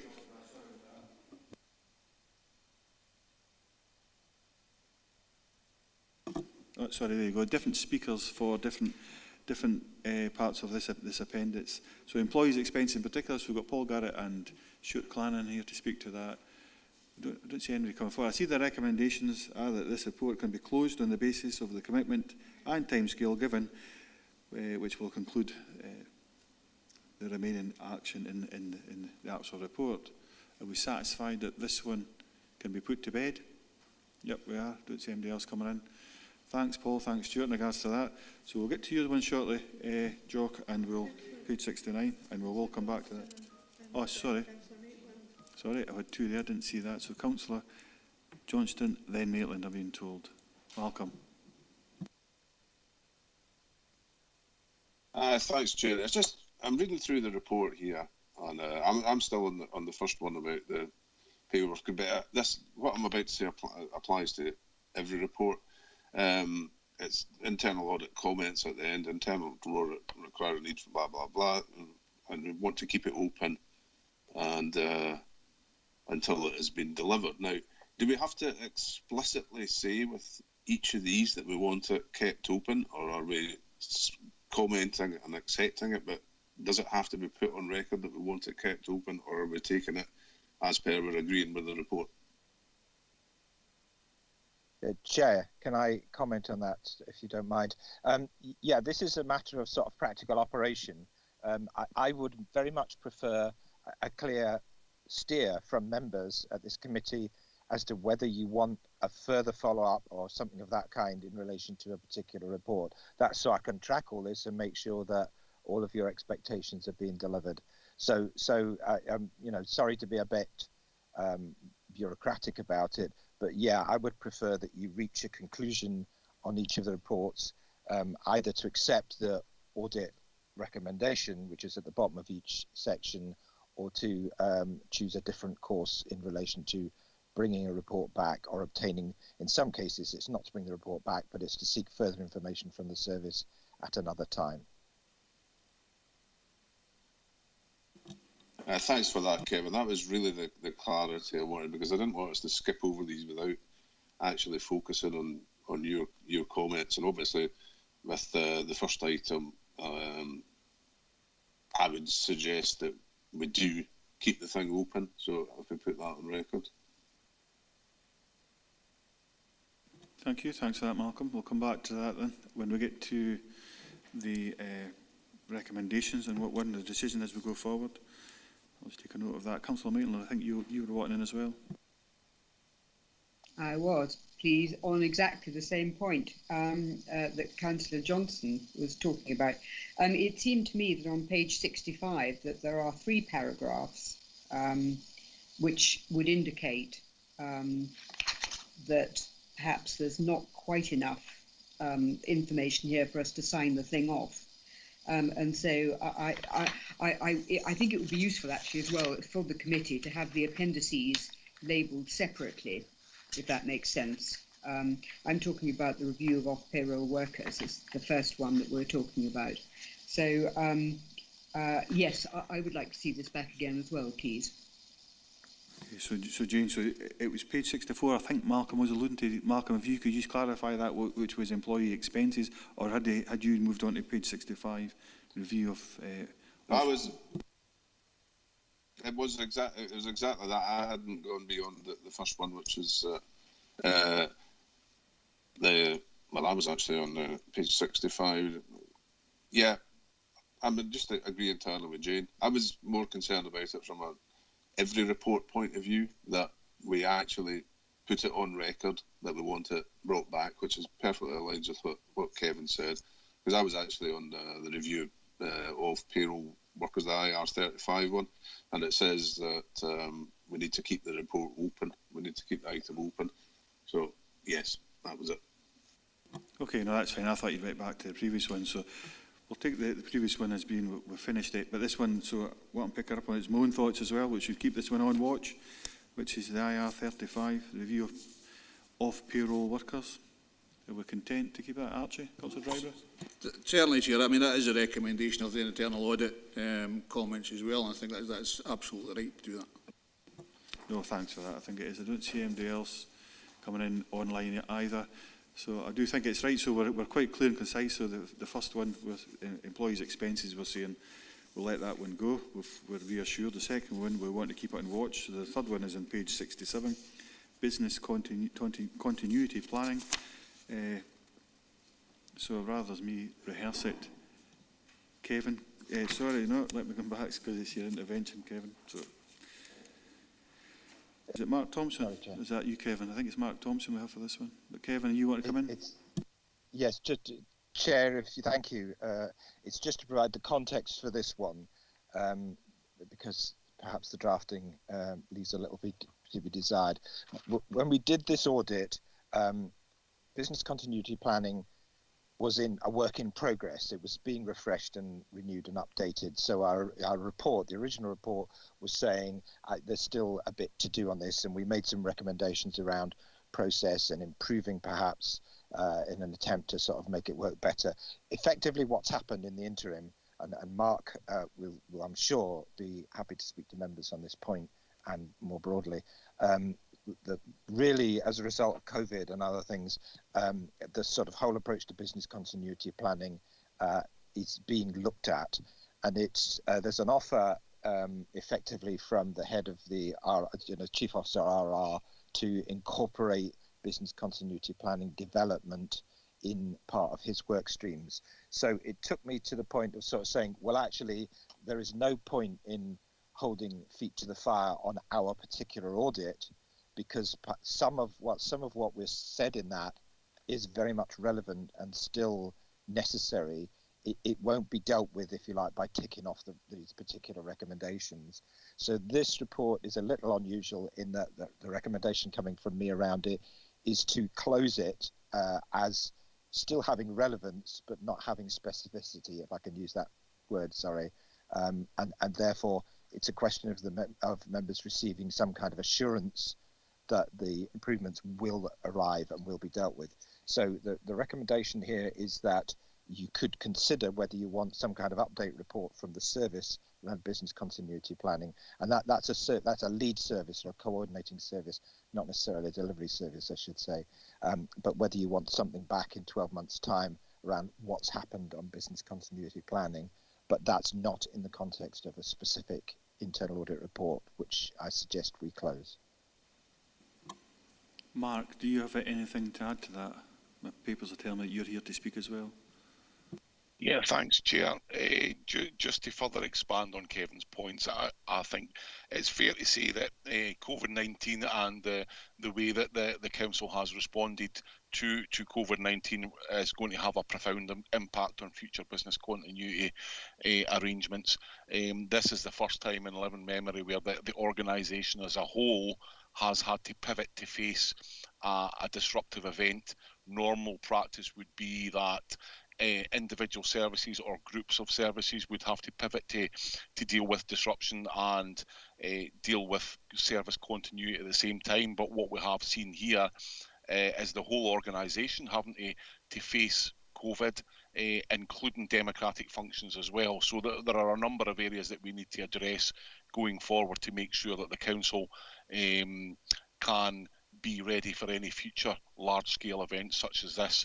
In addition, significant changes in how we do our business will be embedded within that planning as well. I think the significant changes in terms of use of technology, reduced travel, movement of staff to areas of pressure, so many areas of good practice that we can actually embed within our planning there as well. So it's a perfect opportunity, whilst there aren't a lot of positives that we can take out of COVID-19 in terms of the impact it's had in the country and the region. It's an excellent opportunity to actually look at this in the round and make sure that we're able to deal with future disruptive events as a result. Thank you, Mark. That certainly has value to Kevin's comments earlier. Councillor Scobie. I know Mark's referred to COVID-19 and Tommy and I have met with Mark, but do we need a report to Audit Committee, not in terms of COVID, but more to do with Brexit and the exit for Brexit in terms of Cairnryan and what's happening there and the effect that will have on the whole region? I just wonder, if we should be looking at that to see that we are up to scratch and that we're getting the proper information rather than all the confusion. Right, so I'm not going to bring Kevin or Mark in on that. I'm looking to Liz and Claire, because I think probably that, to me, sits better with full council. It's a bigger decision, and that's the kind of nod. But Liz, I'll just hear that through the horse's mouth through yourself. Not quite sure how to take that one. Yeah, you have a report coming to full council in December, and I suppose in terms of your role as scrutinising, if there had been any concerns or you wanted to look at in any greater depth into the new year. But I think at the moment there isn't a report for you to scrutinise, so the first stage will be the full council discussion. Okay, thanks for that, Liz. I didn't mean to insult you in any way there, if it is. So I just meant from the person with the wisdom, the knowledge that could speak on that. So, Councillor Scobie, you've had your point picked up. In regards to this, I suppose taking consideration like the amount of time we've got as well, I personally am quite content to see this finished, but I do think, taking into consideration what both Kevin said and Mark said, that we're going through a massive transformational stage of process at this point in time. 12 months' time, should we have a report coming back? It looks like we do. Within the room, Councillor McKee. It's very difficult times, Chair.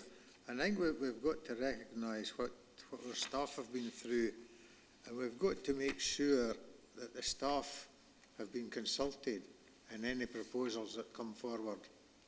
Because I think it's been very difficult times. I know, from my point of view, just myself, I got to the stage where I felt I've got to come out and meet the members, rather than just seeing them on the screen. You've got to come out and see them. And I think staff have that issue as well.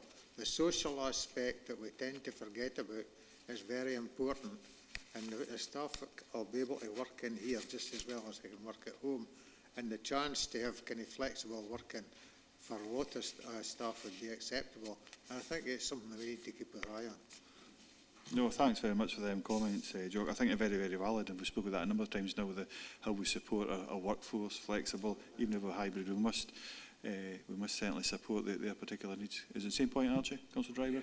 It is the same point, maybe to give some confidence to Councillor McKee that obviously the mental health and wellbeing group are actually looking at this and having a toolbox of things to actually help our staff. And we do realise that there are some staff, for instance, who will not like working at home, maybe because the amount of young people that they've actually got in there.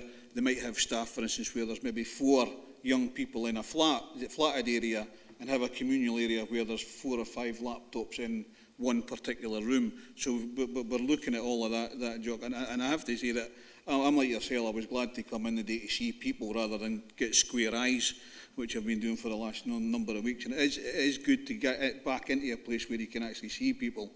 But because of the guidelines that were in place and things like that, we had to put these things in place as well. But I can assure Jock that we are looking at what the staff, certainly the staff within the council, are doing, and we're going to put a toolbox of kit out there for them to actually use. Thanks, Archie.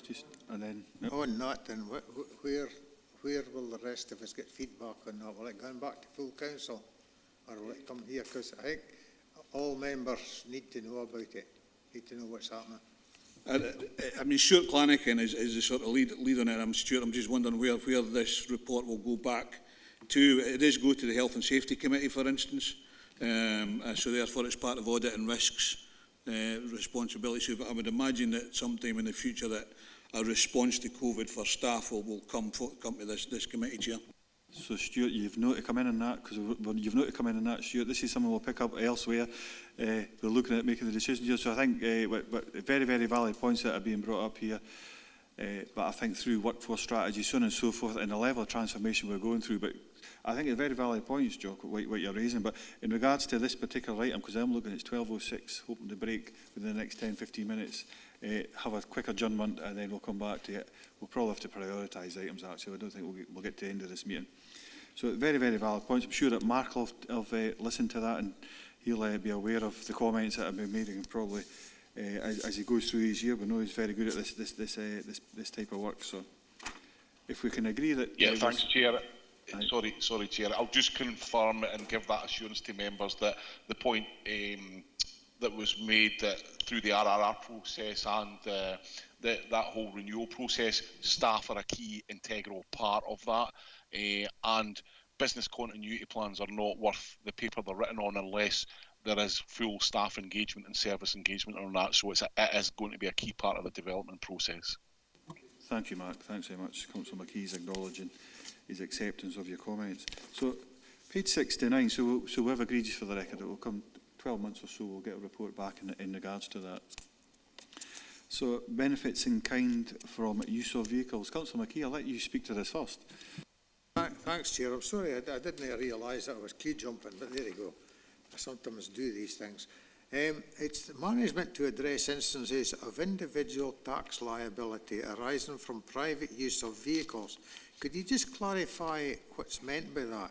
And if members are using council vehicles out with working hours, my knowledge of that is that they are not insured after working hours. Could you just clarify that for us, please? I think it's Gordon Bryce. Gordon, are you online? Chair, sorry, Chair, can I come in first just on overview, and again I'll pass on then to Gordon if that's okay, because Gordon can provide you good context with this. But yes, generally there were previously arrangements in place to protect the council against the risk that HMRC would determine it wasn't doing enough in this area. Therefore, that's what we were doing. We were trying to verify that those arrangements remained effective. The report, the original internal audit report, effectively said those arrangements have broken down, and therefore there is a risk that the council could be found not to be compliant, and we made some recommendations around that, and that's what this is kind of about. In terms of, yes, staff do have council vehicles allocated to them in some instances. You can mitigate the risk of being found not to be handling tax correctly if you use vans rather than cars. Pretty well, if you allocate a car to a member of staff, there's almost always going to be a personal tax liability. But if you allocate a van, it reduces that risk, but it doesn't eliminate it.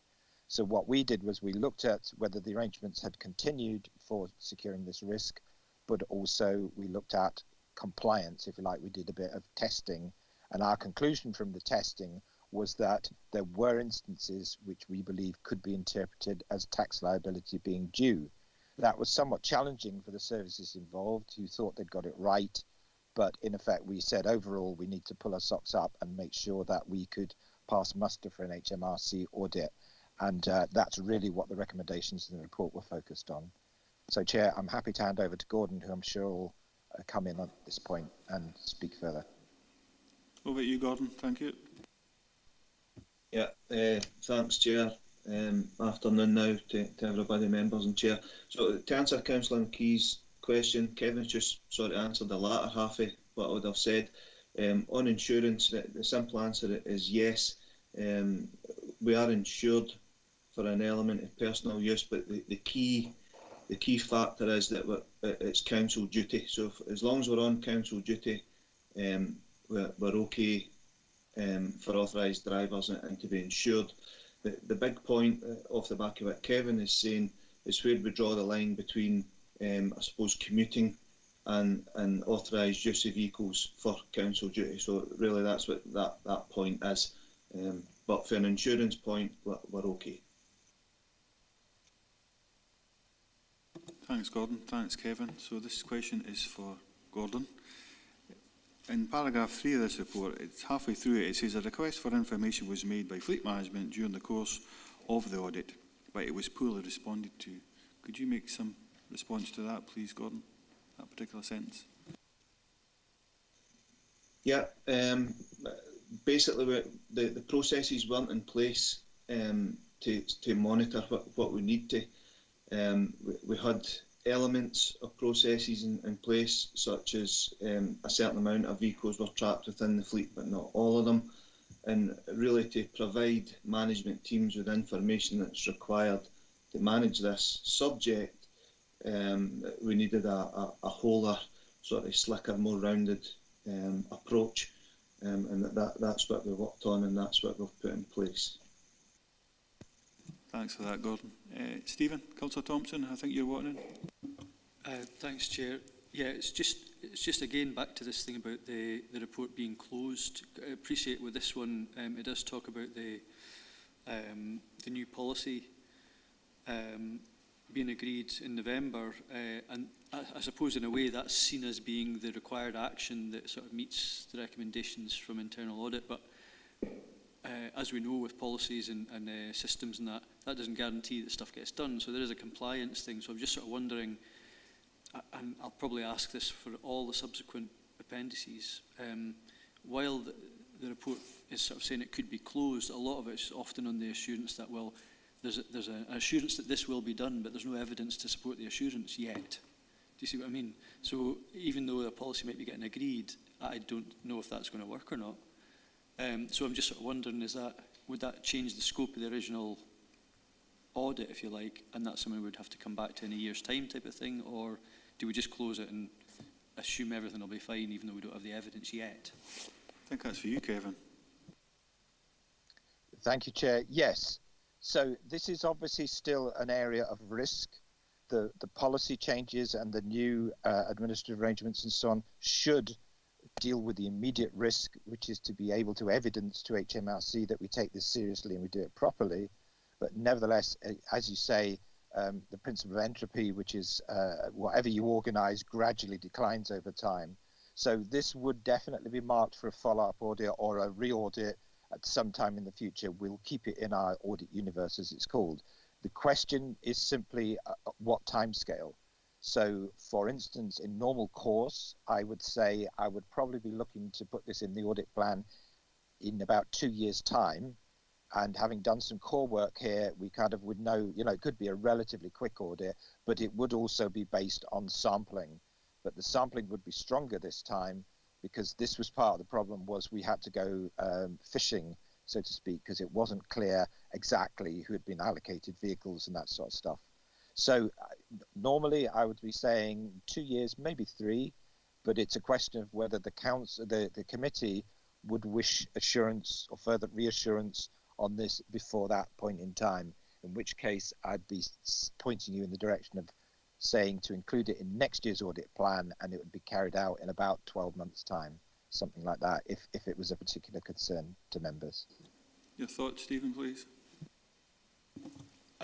Yeah, I mean, there's a more general point there, which is like, that's comforting, I think, and that sort of makes sense from a practical point of view. But I think there is something, and maybe come to this when we get to the recommendations, because with the very first point that was raised in this item, it maybe could be clearer that what we're being asked to do is to go through each of these one and then determine whether to agree with the thing to close it or to come back to it. And as Kevin's just pointed out there, even though we might be recommended to close this, it could be more explicit that, but what we really mean is we'll close it now and we'll come back to it in a couple of years. So I think that clarity would be welcome for members, certainly for me anyway. So could I take assurance from that? Thank you. Thank you, Stephen. I mean, I think we need to make that absolutely explicit within the recommendations. What one we've agreed to say that we're fine, we're assured with that. What ones we've agreed to say we want that kept in a list. What ones we want for 12 months, come back in 12 months. Whatever we feel as a committee is the actual decision. Is it on the same point, Archie? Yep, go on. And I agree with what you say, Chair. I think we're going to have to make it explicit, but obviously that we've got to give the team time to do those particular audits, and maybe as part of the recommendations that we say to all of these things that we haven't closed, but we're looking to have a further sort of audit within the next 2 years, that Kevin comes back with a timetable of where these can actually be placed within the audit, the internal audit programme. So I think, I mean, part of that, what you've said, I think feeds into the audit plan, how that goes on, but we'll take advice here, absolutely, take advice in regards to workload and so on and so forth, but I think if it's important, if the committee feels it needs to see that, then the audit plan may well be adjusted as the year goes on. So I have Jane, Councillor Maitland next. Yep. Thank you, Chairman.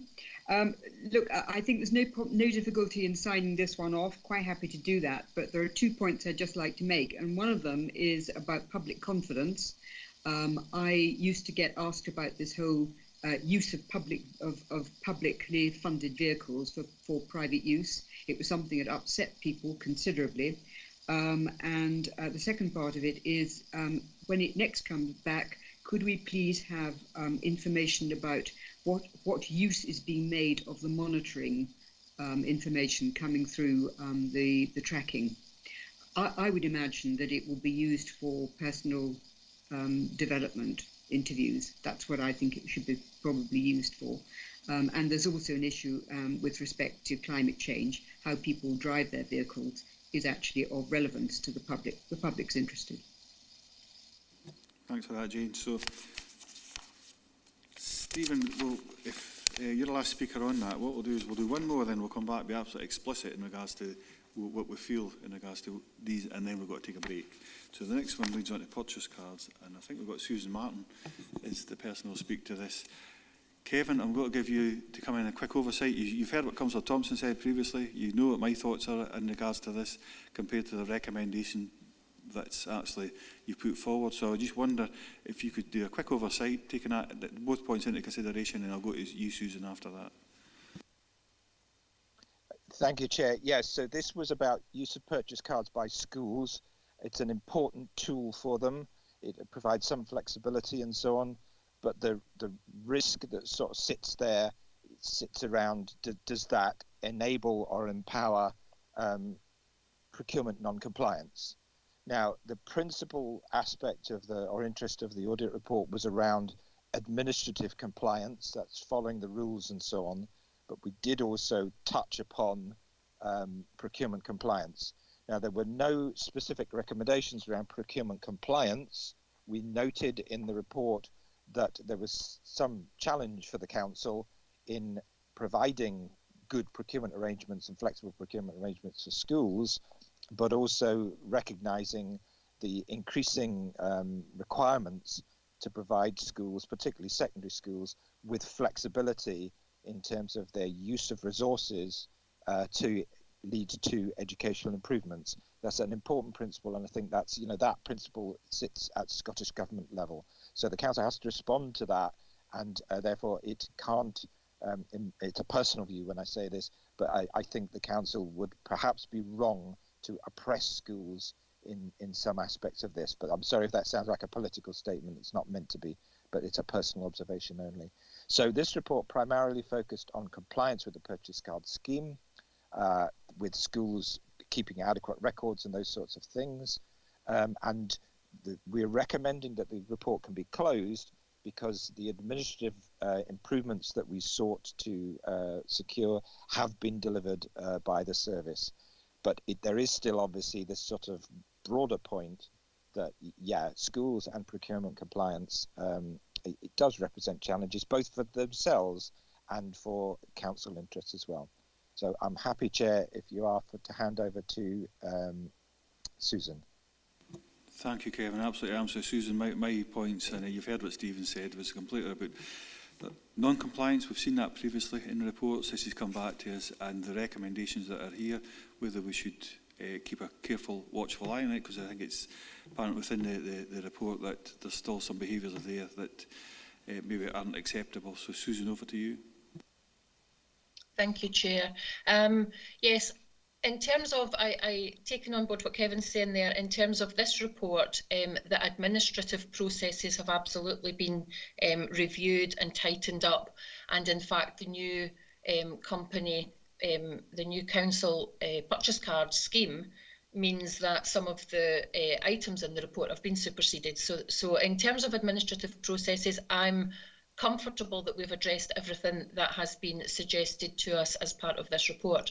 However, if I can pick up on the concerns around non-compliance, I think the first thing to say is, and I think it's really relevant here, and it's something that I'm going to try a different approach on, and that is that 55% of the spending on purchase cards within our secondary school sector is in home economics.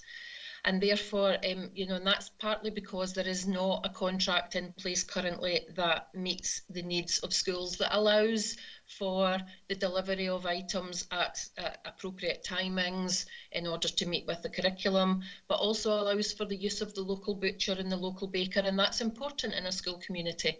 And so what we are trying to do with one of the pieces of work for the new year with our new procurement lead is to start to look at a framework for purchasing food specific to home economics. So slightly different to purchasing food across the council in terms of school meals, etc., but in terms of specific to home economics, to try and move the spending from purchase card to our contracted spend through RSS, and that will help to ensure compliance in terms of the majority of the spend going through purchase cards.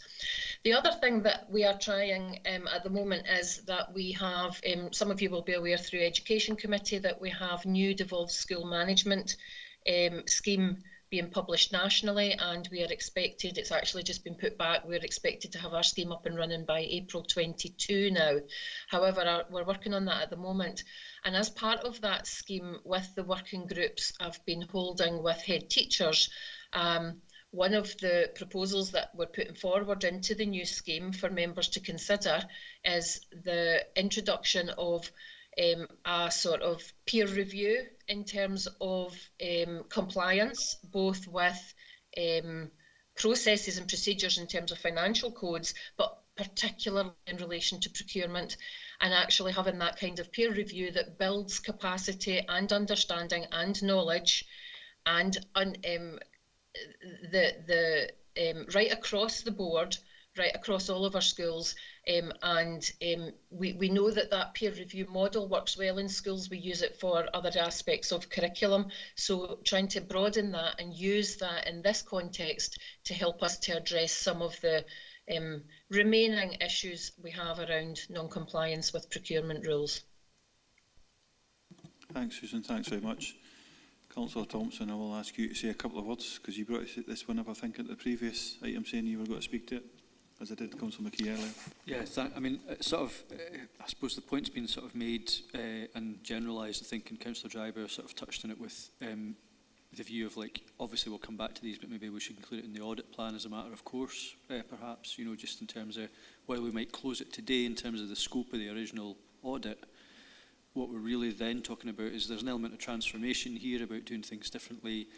So even if we were to come back to it, we're looking at a different thing effectively, potentially in future. And there's a lot of layers and tensions, as Kevin touched on with this, in terms of balancing what's practical on a day-to-day basis for the likes of home economics classes to national procurement frameworks, which just, you know, they don't easily go together in a practical sense. So I think it was just a general point really about this is due to be agreed in March 2021, as it says in the report. So really, we've not got there yet. Should we just put a wee flag in this until we've agreed that policy, and then we can come back to it?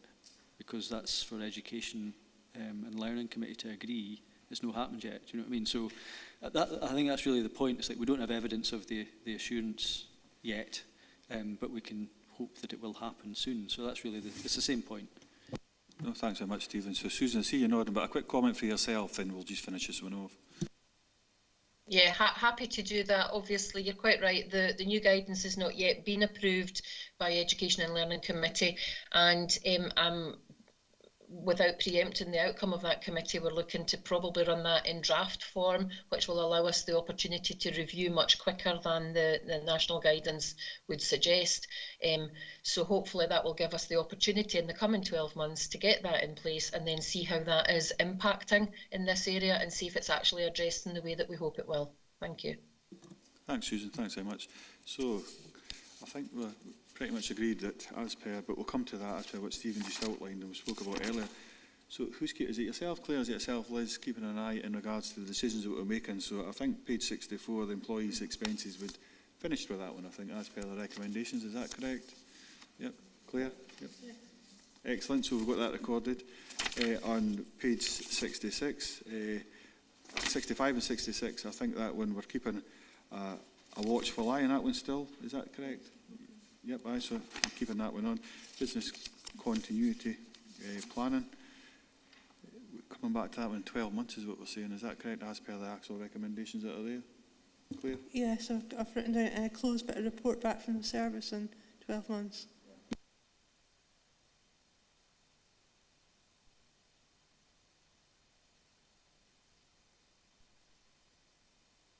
Yeah, sorry, benefit in kind from use of vehicles.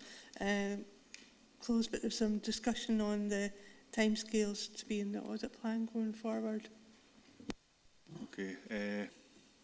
So Kevin, maybe come to you in regards to that one. So there was a feeling that this one, it should be kept a watchful eye is probably the language that I would use, but in regards to incorporating it into the future audit plan, what's your view? Thank you, Chair. So speaking slightly more broadly, what I've picked up so far on this discussion of this item are 2 points, one of which was raised by Councillor Maitland, which is to say... You've went on to mute for some reason, Kevin, if you could. Maitland was the last word that you said we heard. Sorry, Chair, my trackpad acts randomly sometimes on my laptop, does things like switch things off when I don't want it to. Apologies. So yes, picking up on Jane, I was really trying to say there were 2 points I picked up so far. One from Councillor Maitland, which is to try and define the different reports in the appendix more clearly, and the best way to do that is to give each one an appendix number. That's something I'll do. And the second one, I think, is a general point around kind of, well, okay, so what happens next? You've recommended what we do specifically on this, but is there anything more? And I think, therefore, I'll add another box at the bottom of this template, which in effect is along the line of audit action, or if you like, or consequences for the audit plan. And in that, it will be possible to say, yeah, we would be intending to come back on this in a year or 2 years' time, so that helps provide context for members in their acceptance of the closing of the report or something like that. In relation specifically to the schools one, and so on, I think this is not particularly an area that I would consider as of necessity to do an immediate follow-up on it. But for instance, as I suggested, the BIK, the benefits in kind from vehicles, is something that I would do in 2 years unless members do want it done sooner than that. That's in effect my offer. It's very much up to the members. It'll be guided by them as to which audit plan it will be included in, but it's definitely to be included in a future audit plan. Stephen, what's your thoughts on that? That sounds fine. It's much clearer if that's the case. Okay then. I'm content enough with that. I think obviously we'll see that through the Education and Learning Committee as well. Those who've run it, we can all access that information. So if we felt for some reason it still raised the concern, we weren't satisfied, we could certainly bring it back at that point to this committee. So at that point I'm going to stop because we've captured all of that, Claire, haven't we? Yep. So it's page 73 is where we'll start next time potentially, but I will stop for 20 to 1 when we come back. We'll have 50 minutes left. We will not get through all the items in this business today. Some of them will be deferred, so I'll speak to both Liz and Claire in regards to how these are prioritised, and we'll speak wider in regards to getting a full. I think for the sake of this committee, we need a full day because 2 o'clock probably would have finished this business quite easily. I think so, but because of people needing lunch breaks, so on and so forth, we'll have to finish early. So if we can come back at 20 to 1, if that's everybody. I see for David and Councillor Ingalls, he said he can't get back to 2, so I don't know if anybody could inform David that he doesn't need to come back, because the Pension Committee won't be here in regards to that. I'll even maybe try contacting him myself in the break. Thanks, everybody. See you at 22-1. Thank you.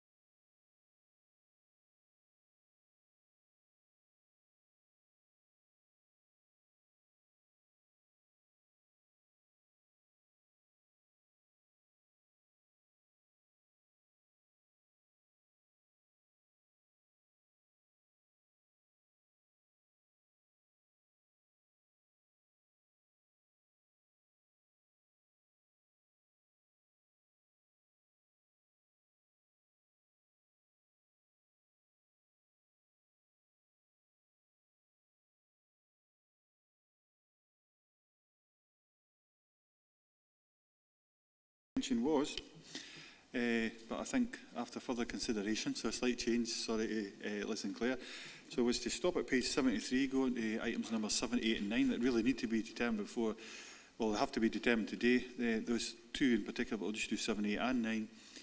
But taking into consideration from 73 on, it's all in relation to mosaic payables in particular. I see Councillor Thompson's not back yet, but he has got a particular interest in this. But anyways, we will go on anyways. So just to restart the meeting, page 73. So we'll just start from where we left off, Claire. And like I say, we'll look to finish off 7, 8 and 9. So if we go beyond half one, we'll have to. But we need to be concluded by 2 o'clock. But I would imagine 7, 8 and 9 we should be finished before half one or thereabouts. Okay, because people do need their lunch and I accept that. So, page 73. This is mosaic payables, fostering adoption and kinship care. I think it's Sean Barrett we have in regards to speak to this, just to remind myself, and it is. But we'll give Kevin to just the same format as before then, Kevin. A little overview from yourself, then we'll go to Sean, then we'll go to members. Kevin. Thank you, Chair. Yes, there are 4 reports here presented. They were segregated out to keep them brief, but also it related to management responsibilities within social work. So we thought in the end it was better to package these in this way. So principally around the mosaic payables aspect, but there are different strands and slightly different arrangements depending on the service that's involved. So the first 3 we're happy with. We're reporting, I think, that we can close those.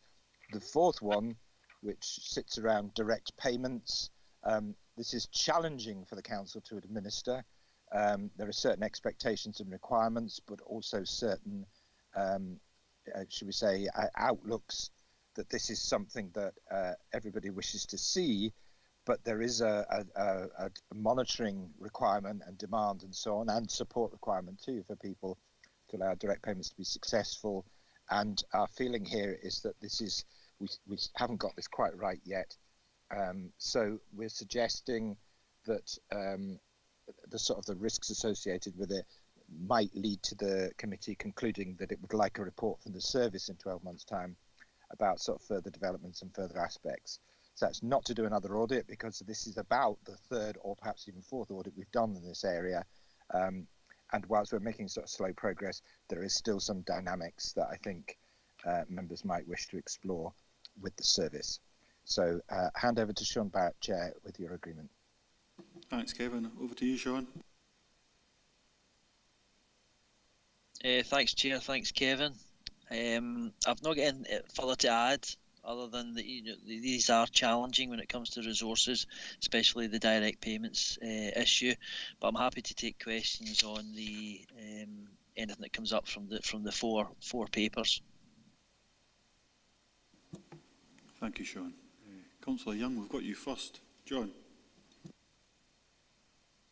Thank you, Chair.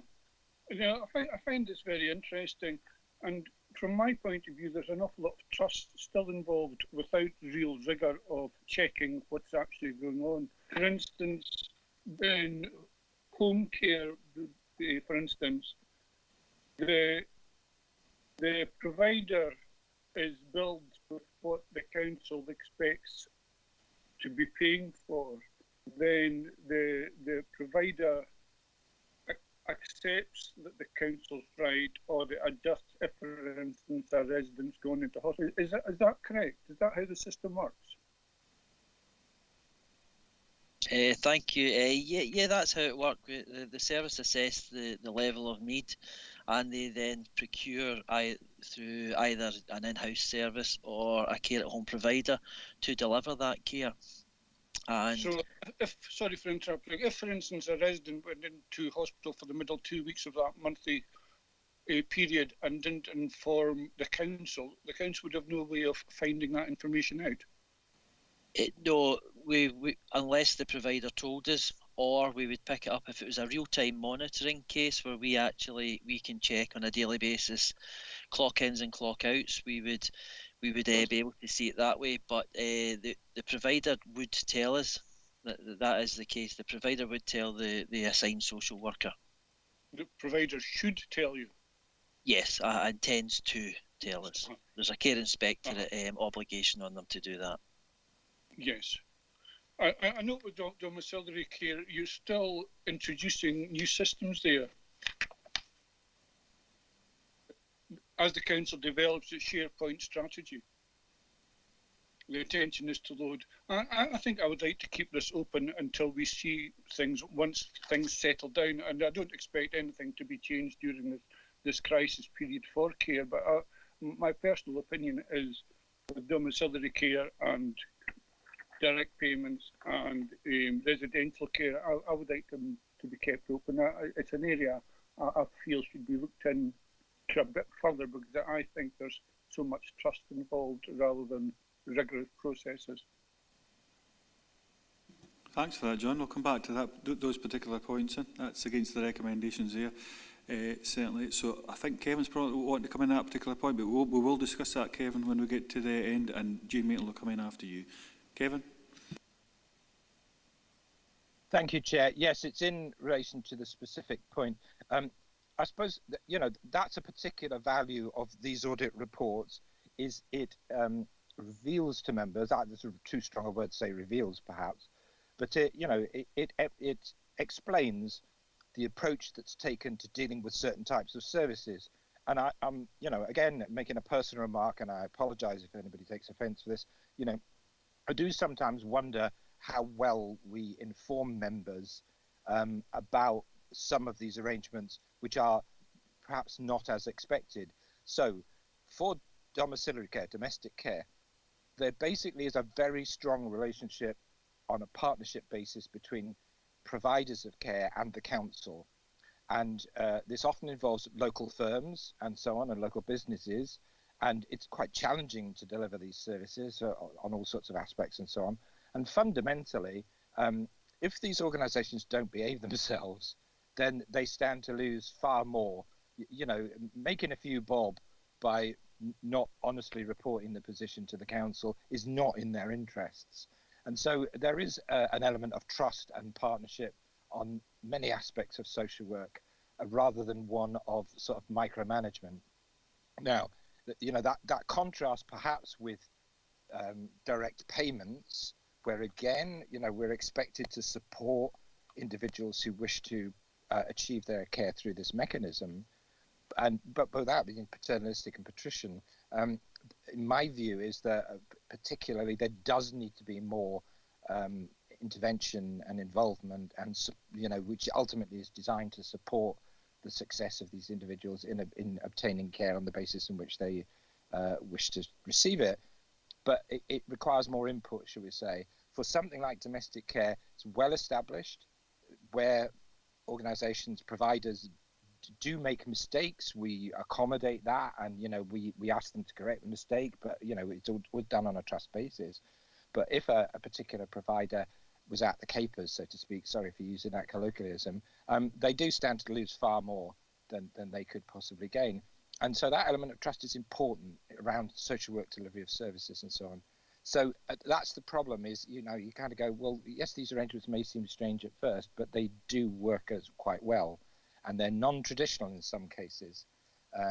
So again, our relationship with fostering and kinship care and so on does rely on mutual interest and mutual trust to a certain extent. And this produces efficiency in the payment process and these sorts of things, but it's not as controlled in a traditional sense as perhaps some other aspects of council services. So, the audit reports help, I think, highlight that to members. And effectively, we're saying to you, this is a bit different. This is done differently, but it's still being done successfully and still being done well.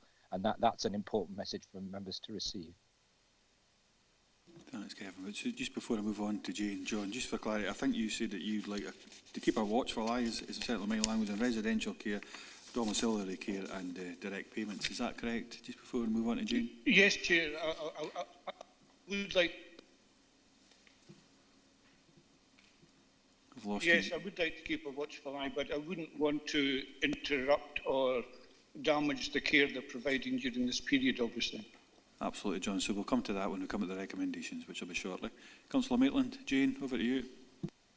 Thank you very much. Thank you, Ian. I'm really interested in the direct payments issue, Sean. When it comes to looking at what has or has not taken place, I noticed that that you were talking in recommendation 8 on page 80. You were looking towards moving towards a risk-based approach with regard to monitoring these contracts, these payments. Have we got that? Have we got to that point? The other thing, as far as Kevin is concerned, actually, how many cases did we in fact look at?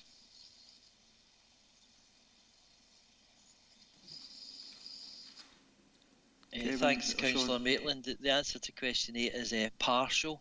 We were getting there, and we'd started reviewing them and started to categorise, using the sort of red, amber, green status. But the COVID, how that kicked off, and the Scottish Government issued further guidance, which was basically to sort of cease, rigorous monitoring in these areas and allow flexibility in how people were using their award during the pandemic period. So we were getting there, but we still have to go back to that and complete that exercise. Can I come back briefly? So basically, the Scottish Government told us to lay off. Not in those words, Councillor Maitland. It was around the direction that people with direct payments will not be able to spend their money in the way that they were intended to. So a lot of it is outcome focused and getting out in the community, mental welfare, that kind of stuff. So they were allowed to use it differently, and differently may have been through the provision of an iPad or some other way of delivering their outcome. And we were therefore to take recognition of that. So we wrote to everybody just to let them know that flexibility was allowed, but we would still like them to contact the social worker to agree what that flexibility was. So that stopped us. What that meant was we couldn't audit as rigorous as we normally do, because we check against agreed outcomes, etc., and obviously this flexibility will not be in their original agreed outcomes. Thank you, Sean. Kevin, there was a point maybe that Jane mentioned would like you to speak on. Do you want to speak to that? Yes, Chair, I'm happy. So the scope of sample testing zone was set out in the original report. I've just had a quick squiz at that. I didn't know the number offhand. So just to explain, the way that sample testing works is we don't take one set of samples and walk all the way through all the aspects of the service. So we'll take samples around groups of things. So I think the number we're talking about is about 30. We looked at 30 cases in relation to certain things such as employment of relatives and stuff like that. So we took a big enough group of cases to be able to reach a conclusion reasonably. On other aspects, we'll have used a different sample size on it. But I think the number Councillor Maitland was interested in is how many cases did we look at, and it would be 30. The answer to that is 30. But as I say, if you're able to go back to the original report, we do say in that what sample sizes we've used for the different components of the audit. Thanks, Chair. If I could just briefly come back, which is to say that, interestingly, I mean, I would trust our social workers to be able to say, yes, that's legit, or that's not legit, within the flexed rules, so to speak, and still be able to audit the thing. So I think we should bring this one back, actually, as suggested. Thank you, Jane. So I'll move on to Councillor Thompson. By that time, we'll come back to the recommendations after that. We'll make our decision. We've covered the bulk of this paper anyways. Then we've got 10 minutes for each report, 7, 8 and 9, to try and get through that piece of business, and we'll take it from there when we get to that point in time. So Stephen, over to you next. Thanks, Chair. I'll try and be as brief as possible. So on page 74, on the first Mosaic report, we've been asked to close the report. And again, it's the same sort of point as was made before the break there. We are still kind of waiting for this Mosaic upgrade, which is a planned piece of work. which will align, you know, and be able to ensure that the sort of things are approved properly. Again, I suppose this would need to come, or at least be looked at in the next appropriate period of time. So even though we're closing this, it's that kind of evidence of assurance. Like, similarly, page 75, it's talking there about recommendation 1 being agreed and will be implemented by 31st of March 2020. Now, that's obviously some time ago. So it was really just to double check, has that happened, notwithstanding everything else in the report? And if so, obviously that's maybe this one doesn't need to come back if the actions have been carried out. On page 78, again, this is where we're looking at changes to the SharePoint strategy, for example. This has been touched on already, and also the Finance Manager module of Mosaic being operational, which again, it's a kind of, once this is operational, we'll get this sorted. So again, it's that kind of, on that condition, we could close it, but obviously have a check back later on. And again, that's maybe touching back on what Kevin was saying about in the audit plan, or in a year or 2 years' time, or whatever, to allow it to bed in. And similarly, I think he's already sort of highlighted that the direct payments one would come back as recommended. So I'm happy to sort of go with that, because there's obviously quite a, you know, the landscape's changed a bit. So there's obviously been things that can't be sort of carried out in the way that were originally recommended. So I'd be happy for that to come back as well. That was my points, Chair. Thanks, Stephen. Lindsay, you're wanting to come in. I take it's on this particular point. Lindsay Wilson. Yes, thanks, Chair. Yes, just to answer Councillor Thompson's queries there. Yes, the recommendation in terms of achieving it by 31st of March 2020, we did do that one. Probably the more interesting one from my perspective is the one around the CM 2000, so Finance Manager. You'll see that we agreed at the time to try and get the invoices from Mosaic onto Integra for that particular area. You'll see from the report itself that we weren't able to do that as a combination of sort of COVID. We also had a member of staff retiring earlier, another member of staff leaving for another job, and due to budget savings at the time for that financial year, we couldn't do that.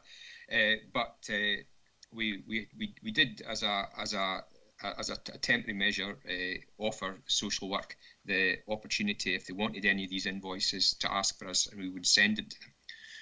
Probably more, there's the Mosaic, the CM 2000 Finance Manager module. When we get that implemented, and my understanding through discussions with colleagues in social work and BTS, that will be quite soon, that the whole issue of social work staff seeing invoices will in a sense disappear, because they will all be able to sort of to view them on screen. And additionally, it has a lot more advantages in helping to sort of match invoices, the purchase order and things like that. So I think I'm confident if we can get that implemented in the months ahead, then it will be an advantage for operationally for sort of social work and ourselves in finance procurement, but also have the sort of advantages that it has a lot of ancillary benefits to the council too. So we and just maybe just to conclude, to say that I think, speak on behalf of myself, but probably other managers as well, we do take these audit reports very, very seriously. We'll liaise frequently with Kevin and Richard and their colleagues in internal audit, and we do genuinely try to actually achieve what we say we're hoping to do. In not every instance we do it. We're not trying to be underhand or sort of malicious or anything in doing that, but it's just sometimes the resource requirements make it much more difficult to actually do that in practice.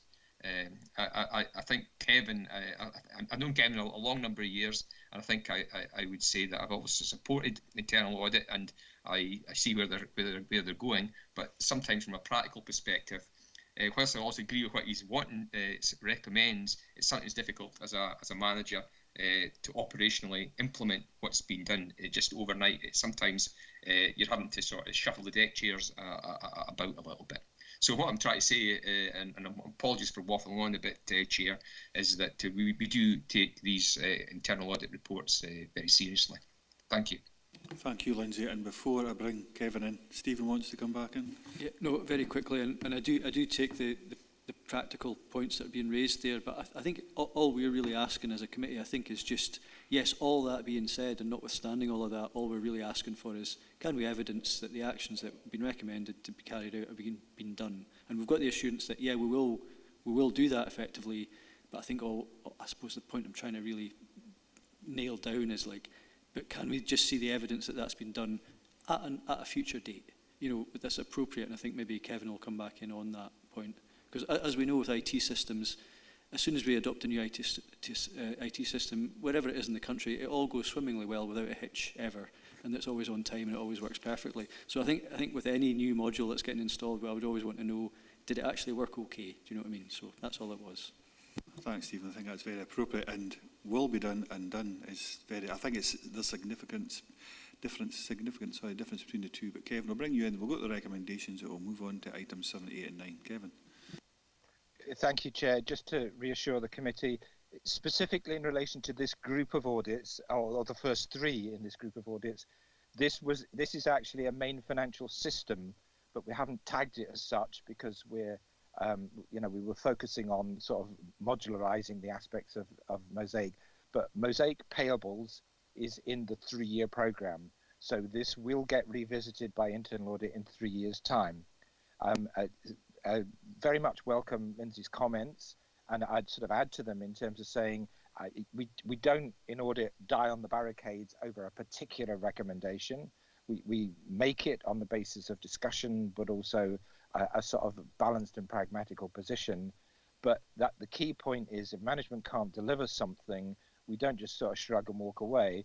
The target or the requirement is to achieve a balance of control on the risk issue as far as possible. Now, that may mean doing something differently, which is always acceptable, but it's about the balance of control that we're seeking to achieve improvements in, rather than, as I say, dying on the barricades on a particular recommendation. So there's always scope and flexibility to change a recommendation or change an action in relation to a recommendation.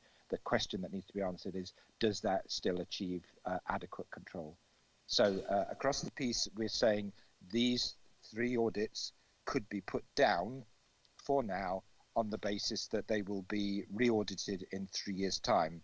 And certainly I don't think there's anything at this point which would recommend that an early intervention on that would be necessary, except perhaps in relation to direct payments, where we're saying we think the service should bring back a further report to the committee in about 12 months' time. Thank you, Chair. Thank you, Kevin. So we'll come back to that particular point. So go back to page 61 of the report. At 2.1, we've been asked to note and comment on the progress made by management in addressing internal audit reports as detailed within the appendix. At 2.2 in particular, so we want to be absolutely clear in regards to what we're deciding here. So we've captured up till page 72. So from page 73 on, what I'm hearing from the committee actually, okay, so the last appendix, the 4th appendix in regards to that.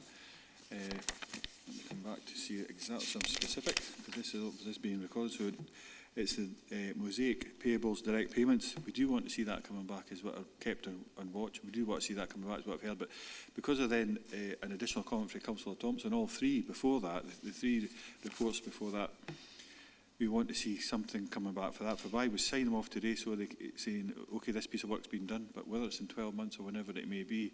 So I think, Kevin, what you've just outlined at the very end of your point there is probably appropriate, but I'm looking for within the room and MD else. I think it was Stephen and Jane in particular that commented on this, along with myself. Are you comfortable that, okay, I think we want a closer watchful eye on number 4 of these appendixes, but the first 3 we'll let them go at this moment in time, but we'll look to come back whether it's in 12 months or whatever. Stephen, you want to come in first? Yeah, I think just broadly in summary, it's like we can sort of go with the recommendations to sort of close it unless there's a specific reason why we didn't feel comfortable with that.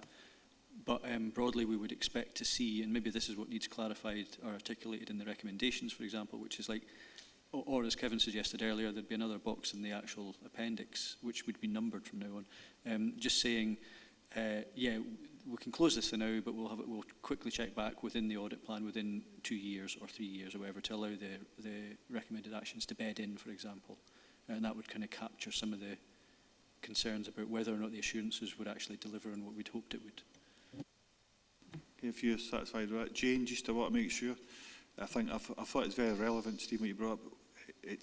We're getting told it's getting done, but we need to know when it's been done and assured of that, when it's actually been completed. But we would capture that, obviously, under that recommendation. Jane? I'm happy with that way forward.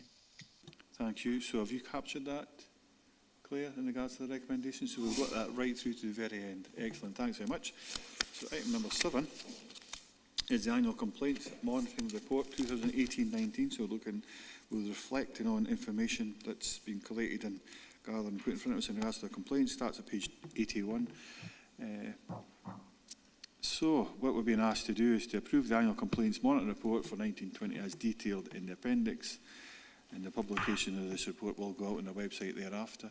It's important that we do get this constructed here. So I see Councillor Bell, you're wanting in first. Thanks, Chair. Obviously, I'm a wee bit alarmed. Obviously, we've went from 349 to 456 complaints. You know, people are making complaints against the council, and obviously, the period was from 2019 March, 1st of April 2019 to the 31st of March. So COVID really didn't kick into a lot of complaints, because no doubt there was a lot of complaints made to the council during the. Well, we are still in COVID, you know, due to when the main restrictions were taking place. But looking at the pie chart on page 89, the sort of breakdown here, you've got the corporate services, community services, SIPO, social services, quite 37, and social service, and E&I. Obviously, we just had an item, agenda 4 this morning. We had review of road service. No doubt a lot of these complaints are with potholes, roads and defects, which are on the main complaints. How do we envisage this? Are we looking for an increase in complaints next year with the next reporting period? Obviously, unless these roads reviews are rectified. But also, I'm quite pleased to see as well, over 90% of the complaints that were made against the council during that period were closed off at stage 1. So how do we see this, Chair?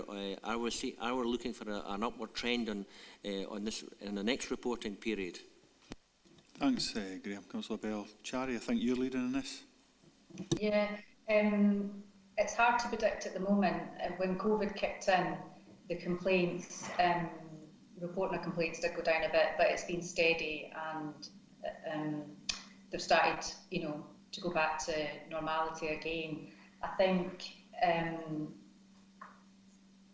the increase was due to customers being more aware of the complaints handling procedure, and also staff awareness about identifying complaints correctly and logging them accordingly. It says in the report, we had a change in system which prevented services to, actively deal with complaints, straight away and resolve them, which hence led to more complaints being logged, which was essentially because services didn't have that ability to use the system.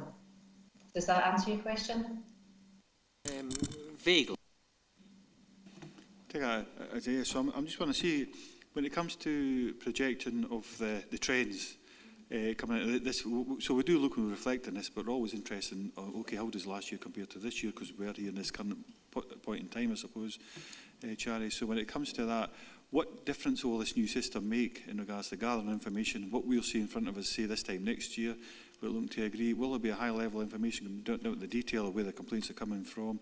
That's something I was interested in. And I suppose the only other point that I was, from one personal point, picked up, I don't see if anybody else is coming, I don't think they are, but it was, forwards are normally a political statement, but I see it's from our Chief Executive Officer. I don't know if you've got any information in regards to that. The forwards say usually from a member of the council that makes that statement, but clearly in this case it's an officer of the council.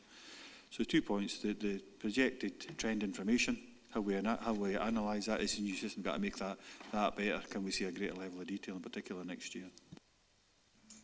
Yes, so with regards to the forward, Chair, we follow the Scottish Public Services Ombudsman template, and they generally look for a statement from the Chief Executive, both as the forward within our overall complaint handling procedure and within the annual report as well. So that's just kind of followed from a template there, which is sort of reflected nationally. And regarding the projected trend, we're looking at figures just now for this current financial year, and we're pulling that information together with the new response system yes, it will be able to hopefully give us more detailed reports, especially when we're getting asked about the different types of topic to do, whether it's to do with potholes and that type of. So it'll be able to take us into more level of detail. Thank you, thank you both very much for those answers. Councillor Thompson, I've got you next, I think, is it? Or Drybrough? Sorry, Archer, I didn't see you there, sorry about that. Thanks very much here. I've got the sort of opposite thing to what Councillor Bell's actually saying. I mean, there's hundreds of thousands of transactions happen every year across this council. Hundreds of thousands, from social services to education to roads, and we've heard the roads department earlier on. Hundreds of thousands, and we get 456 complaints. Now, I don't know how much that would be as a percentage of the hundreds of thousands of transactions that we actually have in Dumfries and Galloway Council, but I would think that that's a pretty good comeback. And of course, more and more people are learning how to complain better every day, as we see on social media and all that sort of thing as well. So 456 complaints is not a high percentage as far as I'm concerned, of the hundreds of thousands of transactions that actually happen with this council during the year, and I think it's appropriate to say so. One complaint, of course, is one too many, and we want to see those fixed. And I think what we've seen within the pie charts and those complaints actually being dealt with has been appropriate, and I just want to thank the staff for the report and all the staff out there who are doing a good job on behalf of the council with the hundreds of thousands of transactions that actually happen every day and every week and every month and every year on this council. Thanks, Archie. There wasn't a question there, was there? I don't think so. I think the point Councillor Bell was referenced the change from 1819 to 1920. That was a particular point. There was an increase, and that's obviously been explained in systems. The systems in place now compared to then, the change, the transition. I think all these things come into consideration. And like I say, we do reflect back. This is going back, and now I don't think it was a criticism coming across. It just a factual point that was being raised. So, looking at it, unless Councillor Thompson, I was. Yeah, thanks, Chair. Just quickly, yeah, so there is, I think it says in the report, there was an 8.78 or roughly 9% increase in complaints. However, there was also an increase in the number of complaints that were dealt with at stage 1, which is kind of where we want to get to. So I think it was up from 83% to 90%, I think. And that's kind of as it should be, and obviously taking on board what was said just in terms of like if people are more aware of how to record complaints or what should be classed as a complaint when previously it might not have been, then that shows a better performance of our duties, if you like, and also just the public being more aware of how to do it. I don't know what the change in number of people using online as a means of complaint would be compared to previous years, but I'm sure there'll be a gradual trend towards that and away from the phone and in person. But I was just sort of actually wondering about next year's report. Obviously, we'll be looking forward to that. But in terms of the directorate structure, because in this one, obviously, we're almost looking at historical structures in terms of SIPL, EEI, and obviously that's within the last period has changed as well. So I don't know how we map and compare complaints against previous directorates to the new directorates, or how we're going to capture that, or is that something that's being worked on just now? Thank you. Thanks, Stephen. Shari. Yeah, just to pick up on your 2 points about comparing about how customers are complaining, that's something that we will be able to put into next year's report, because we will have figures that are being collated this year compared to next year. So hopefully you will see an increase of online, which is looking like the trend at the moment. And secondly, we're working at the moment, because the new Respond is obviously working with the current council structure. So we're working on that at the moment to see how we can compare directorates from this year and last year. Thanks, Jerry. Thanks, Stephen, for that. One quick small point, Jared. I don't really want to labour on this, but see, there's obviously real opportunity for increase in service, I suppose, provision. How the council potentially directs policy, funding, so on and so forth. So service improvement in particular is probably what I'm thinking of. How does this tie in? So the wider council, there's no massive amount of complaints here that's already been alluded to, taking into consideration the amount of activity within the council, but clearly there's an opportunity for us here to say, okay, these are where the complaints are coming in. A lot of these, whether it's at stage 1, stage 2 or wherever, we could address these in a simple way by changing the type of service we deliver. How does that feed into that, Charlie? That's we report learning from complaints, and services undertake improvement work based on any changes that they make due to complaints, and within the system that we currently have, this is something that we'll capture in the new system, and hopefully we'll have more detailed improvement to report on going forward. Don't know if you want to add anything else. Yeah, no, I think that covers it, Shari. It is certainly something that we want to be able to look at in terms of the trends and how we can work with services to sort of support them to make those improvements. So that is something that we've been quite strong on, and making sure that that's captured in the new system. Thank you both very much for that, and thank the members as well. I just think it's important to wherever there's a lot of work went in here, obviously, some valuable information, wherever we can utilise that and maximise on that piece of work we should as a council. So we've been asked to agree Appendix 2, can we agree that? And to the publication of this report on the council website. Agreed? Thank you. Thanks both very much for that, and thanks members for your contribution. Thank you. Thank you. Item number 8.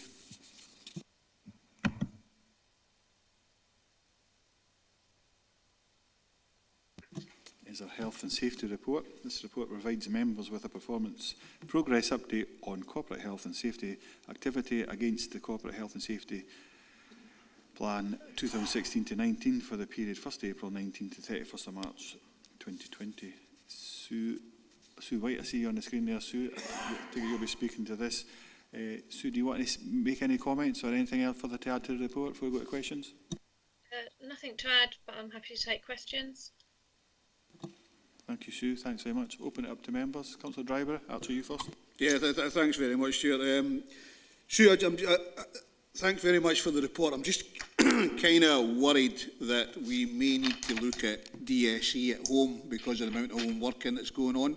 Can you tell us what's actually going on in that sort of arena? And obviously some of the outdoor workers who are in RCVs, for instance, and we've had an increase in vehicle accidents as well. What's the sort of main, or have you come to any sort of main reasons for that? So I'll put that to Sue first, and Stuart, obviously, if you're wanting to add, you can add to that. But I'll put that to you first, Sue, and if you want to redirect that question, feel free to do so. Oh, hiya. Yes, Chair. Yeah, we're developing, there is on the Corporate Health and Safety Manual, there is a DSE assessment that can be used, and also an agile working checklist for managers to be able to use. Also the Lifelong Learning Centre just testing out a DSE e-learning module as well. So they're already available in CASM. The process could be improved. And we are just looking at that at the moment as well, in parallel to that as well. Regarding vehicle incidents, I've had a discussion with the fleet manager. As you'll know, what happened was at the Joint Safety Committee, I think it was last week, we looked at all of just on statistics, we looked at the statistics overall in the council for year end 31st of March, and in every area all the accidents have come down to what they were from the previous year. However, one area that I had noticed and reported was that the vehicles had gone up slightly. So it's an area that I'd said to Gordon Bright as far as the fleet manager, and as part of the occupational road risk subgroup, that we're going to certainly be looking at that. Half of those vehicle accidents, I'm trying to recall now from last week, there's quite a few significantly obviously from roads and infrastructure, and so it will be included on the agenda with the head of service of roads and infrastructure, just because of the nature of the service of most of the vehicle incidents being in that category. There is some in that category that is involved driving, some reversing, but there are other ones that are fault and not, a third party fault, but also other things, for example, trap your finger in the car door type thing, as well as and getting in and out of the vehicle as well in that. But a closer look there will be a closer look. There is a closer look planned to look at those. I think there was 50 all told over the course of the year, round and about. Thanks, Sue. Stuart, do you have anything to add? Thanks, Chair. No, Sue's covered it well. And I think it's just to also mention for Councillor Dryborough, there's a joint piece of work with the RRR team just around that home working assessment kit, just to make sure that we have all the advice, the guidance and the tools available for staff to make sure that the DSE assessments are carried out at home. And then if there is identified need for kit, then that will also be made available for them. Thanks. You okay with that, Archie? Yeah, thanks very much, Chair. The reason it became, I was interested in especially the vehicle one, is we had the same issue when I was working at Chapel Cross. And it was about people being made aware of the environment they're actually working in, because it gets different every sort of minute that you're actually working, and making people aware of the environment. It's a continual sort of risk assessment that requires to be had. So I was just interested in what was going on. Thank you. Thanks so much for that, Archie. So I've got absolutely no other speakers for what I can see coming in at this point in time. So what we're being asked to do is to review the overall summary and performance of the Corporate Health and Safety Plan for the period 1st April 19 to 31st of March 2020 as per paragraph 3.1 to 3.9 and appendices 1 and 3. Conclude that we've done that. Certainly quite a reading for it. 2.2, scrutinise the exception report in appendices 2, which details activities that are not on target and actions taken to mitigate or resolve these. And 2.3 is to review the incident and work-related and ill health data as per paragraphs 3.10 to 3.14 and Health and Safety Enforcement Authority contact with our council at paragraphs 315 to 317. We agreed with that? Yep, we have. Okay. Thank you very much, Sue and Stuart, for your input in regards to that, and members. We'll move on to item number 9. It's working in just nicely. The time is 13:23. So this is Dumfries and Galloway Council's risk management arrangements, current position and future improvements. The purpose of this report is to provide members with an update on the Council's risk management arrangements so that the committee can assess the effectiveness and efficiency of our operations and consider future improvements. So we've been asked to agree the Council's risk management arrangements in respect of its strategic risks, contributes reasonable assurance of effective and efficient operations in this aspect of our Council's internal controls are set out as per paragraphs 3.3 to 3.13, and 2.2 is to consider the proposed future improvements as set out in paragraph 3.15. So, is it Richard or Kevin, or who is it? I've got it in front of me. Richard, good man. Over to you, Richard. Thank you, Chair. I've nothing particular to add, but I'd just like to note one particular point. We now have a risk management subgroup, which is chaired by Jim Doig, who was online at least a few minutes ago, and that provides quite an improvement in terms of coordination across the council in discussing risks between services. But I'm happy to take any other questions. Thank you. Thank you, Richard. There's no other members in at this moment in time. I suppose the one thing I did pick up on significantly, because it's the first time I've mentioned this in, I suppose, private conversations, is at page 121. It gives the first 11 top risks to the council. I do feel that we should have seen the risk register, the council's risk register before now. Maybe it's my recall, I don't remember seeing it in this term at all, actually. I could be wrong there. Kevin and I know have had a discussion around that. So I was delighted to see that at least the top 11 risks that are there, but I would like to have seen the wider risk register itself. Councillor Maitland, do you want to come in? Well, I was just going to say I totally agree with you, and I equally don't feel on top of this part of our remit in the same way maybe that we have been in the past, Chairman. I've got one very specific question on page 129, which is with respect to the risk to do with services down. It's about business continuity, really, and wondering about a cyber attack. The likelihood is put at very low interestingly, and impact, of course, quite high. But so I'm just wondering, bearing in mind what's just been going on in the news recently, and of course our feelings about this goes up and down as we hear news from outside. But I'm interested that is very specifically low. Thanks, Jane. Richard?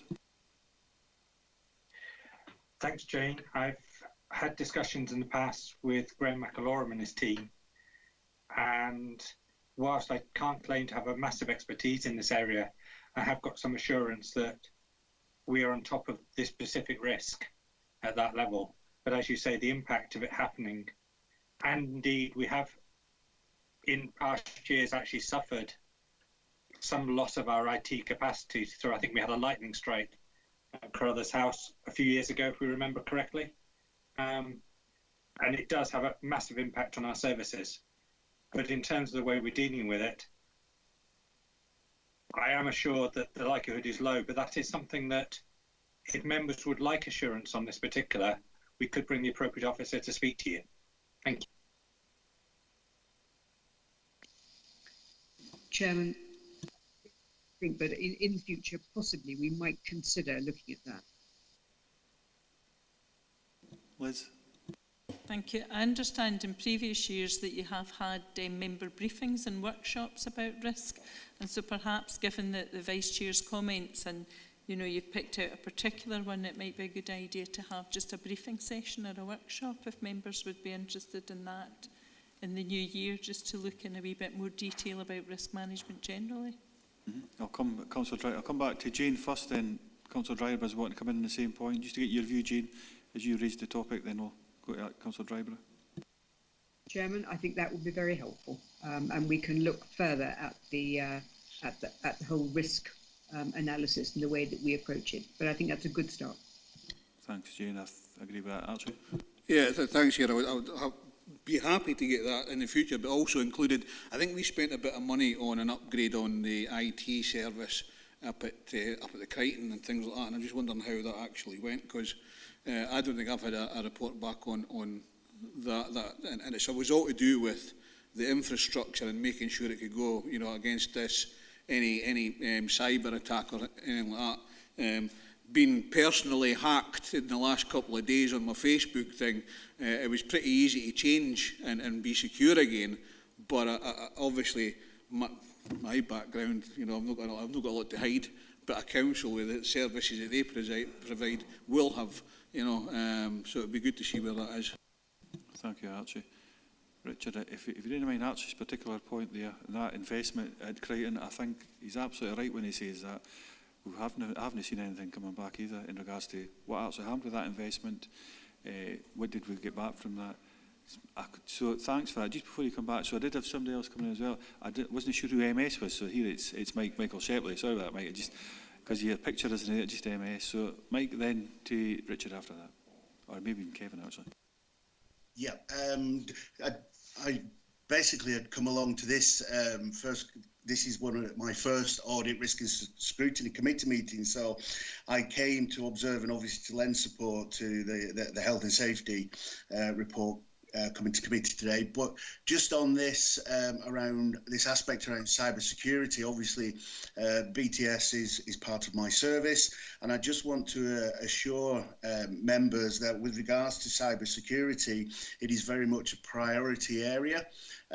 We have, as a council, just recently been retested and awarded our cyber security, our cyber risk accreditation, Cyber Essentials, which obviously, as you're aware, is a government-backed assurance and quality framework, and we are actually in the process of taking that to the next level, which will take a couple of months, which is the Cyber Plus. Cyber Essentials Plus. So we are absolutely taking this to the most advanced quality assurance stage by way of audit around those principles as well. So to give assurance to the council that absolutely we have been developing our processes and procedures to ensure that, again, we both recognise the types of risk that we could encounter, but also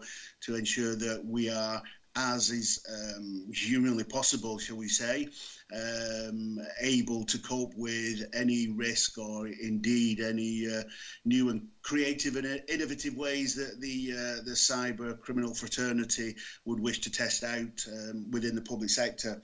And I take the note on board around visibility around the reports, and obviously around the reporting back to such committees of work that's been undertaken with regards to investment in IT, such as iCloud, such as iTrent in the cloud, etc. And I'll pick that up with the BTS service and ensure that through the appropriate channels that we improve our ability to come back and communicate and better inform around these matters. Thank you, Chair. Thank you, Michael. Kevin, I know you want to come in, but I'm going to bring Councillor Thompson in, and I think I'll come back to you if you're still wanting to come in. But Stephen, you're first. Thanks again, Chair. Yeah, so same point really about it'd be good to see a bit more detail on this, because I think the risk could well be re-evaluated given not just around software and use of systems, etc., but I think the cloud's one of these unfortunate shorthands, because there's nothing ethereal about what we need to actually deliver a digital service. You need actually electricity, power, cables, and sort of transmission. You know, so it's very much a physical engineering aspect to resilience as well, because if any of those go down, you don't get any service. You know, so I think there's that aspect as well, and not just that, but while we might have gold-plated accreditations, sometimes our staff aren't, gold-accredited software engineers. You know, so I think we have to sort of have a commensurate acceptance that a lot of people are using and benefiting from our cyber tools. It might not be from an outside threat sometimes, but just inadvertent lack of training can sometimes cause problems. I'm sure we're all aware with our own devices that sometimes we're the worst culprit for damaging our systems. But so I think it's a very myriad sort of number of factors involved. So I think I would welcome a report back. Thank you. Thank you. So I'm not going to let you in, Mike, at this moment in time. I'm going to ask Kevin if he wants to come in, and then I'm looking at the time. It's 13:33. It's supposed to be finished at 1:30 to give people a chance to have a break, have a bit of lunch before they get into the next meeting. Kevin, you came on intermittently and then you went off. I'm not sure if you wanted to add anything at that point. If you do come in now, then I'll bring Councillor Young to have the last word. Okay, Chair, thank you. Yes, I was going to observe that there is a high degree of confidence. Before Mike spoke, I was going to say there's a high degree of confidence within the directorate, you know, as far as the director, that there are good arrangements and so on. To some extent, this risk, the emphasis in this risk is around hardware and network arrangements and that sort of stuff. There's another dimension to this as well, sitting around information security and perhaps what's called soft side, that's behaviours and stuff like that. This is, but the general point I want to make is this is where the risk management subgroup of CMT will be extraordinarily valuable in discussing this risk, exploring the dimensions, and making sure that we do articulate correctly the balance between the different issues and so on, and we arrive at, you know, a good position in terms of knowing what our risk is around this. So, to commend particularly the group which is led by Jim Doig, which is chaired by Jim Doig, that we have a brilliant opportunity with that group to explore some of these issues and to consolidate our thinking around it. Thank you, Chair. Thanks, Kevin. Councillor Young, then we'll just go into the recommendations after that. Thank you. Thanks, Chair. It's probably a trivial point, but this was a difficult report to read. There's so many acronyms in it that are not really explained in the global. It says risks are maintained in Pentana. Now, Pentana, as we know, is internal audit software, but for a person reading that needs an explanation. And I would ask that we get the glossary of terms up to date so that all these initials are explained fully. Thanks, Chair. Thank you, John. Point well made, and we'll pick up on that. I see Richard taking notes, and I'm sure that Kevin will be as well in the background. And obviously our governance officer as well. So sorry for not being able to bring you back in, Mike. Just because time is really running out. It's 13:36 now. We're 6 minutes over. So looking at page 117, paragraph 2, 2.1, we're being asked to agree. 2.1, can we agree that? We're asked to agree 2.2. And Claire, I'm just thinking that there was some points that are raised in regards, well, a number of different things, but I would imagine we'll pick up on them within the minute rather than being explicit within the recommendations. We'll maybe talk about that offline. Yep, excellent. So we'll pick up on that in a minute, so there'll be actions there and to come back. Listen, I've got to stop the meeting at that. That's fine. Thanks, Mike. Thanks for that. Just picking up that there. So I'd like to thank everybody for their time today, for their input, their patience, online and here physically within the room. I suppose wish everybody a Merry Christmas as well and a Happy New Year as we head towards that point in time. And enjoy your pension meeting this afternoon. Thank you very much.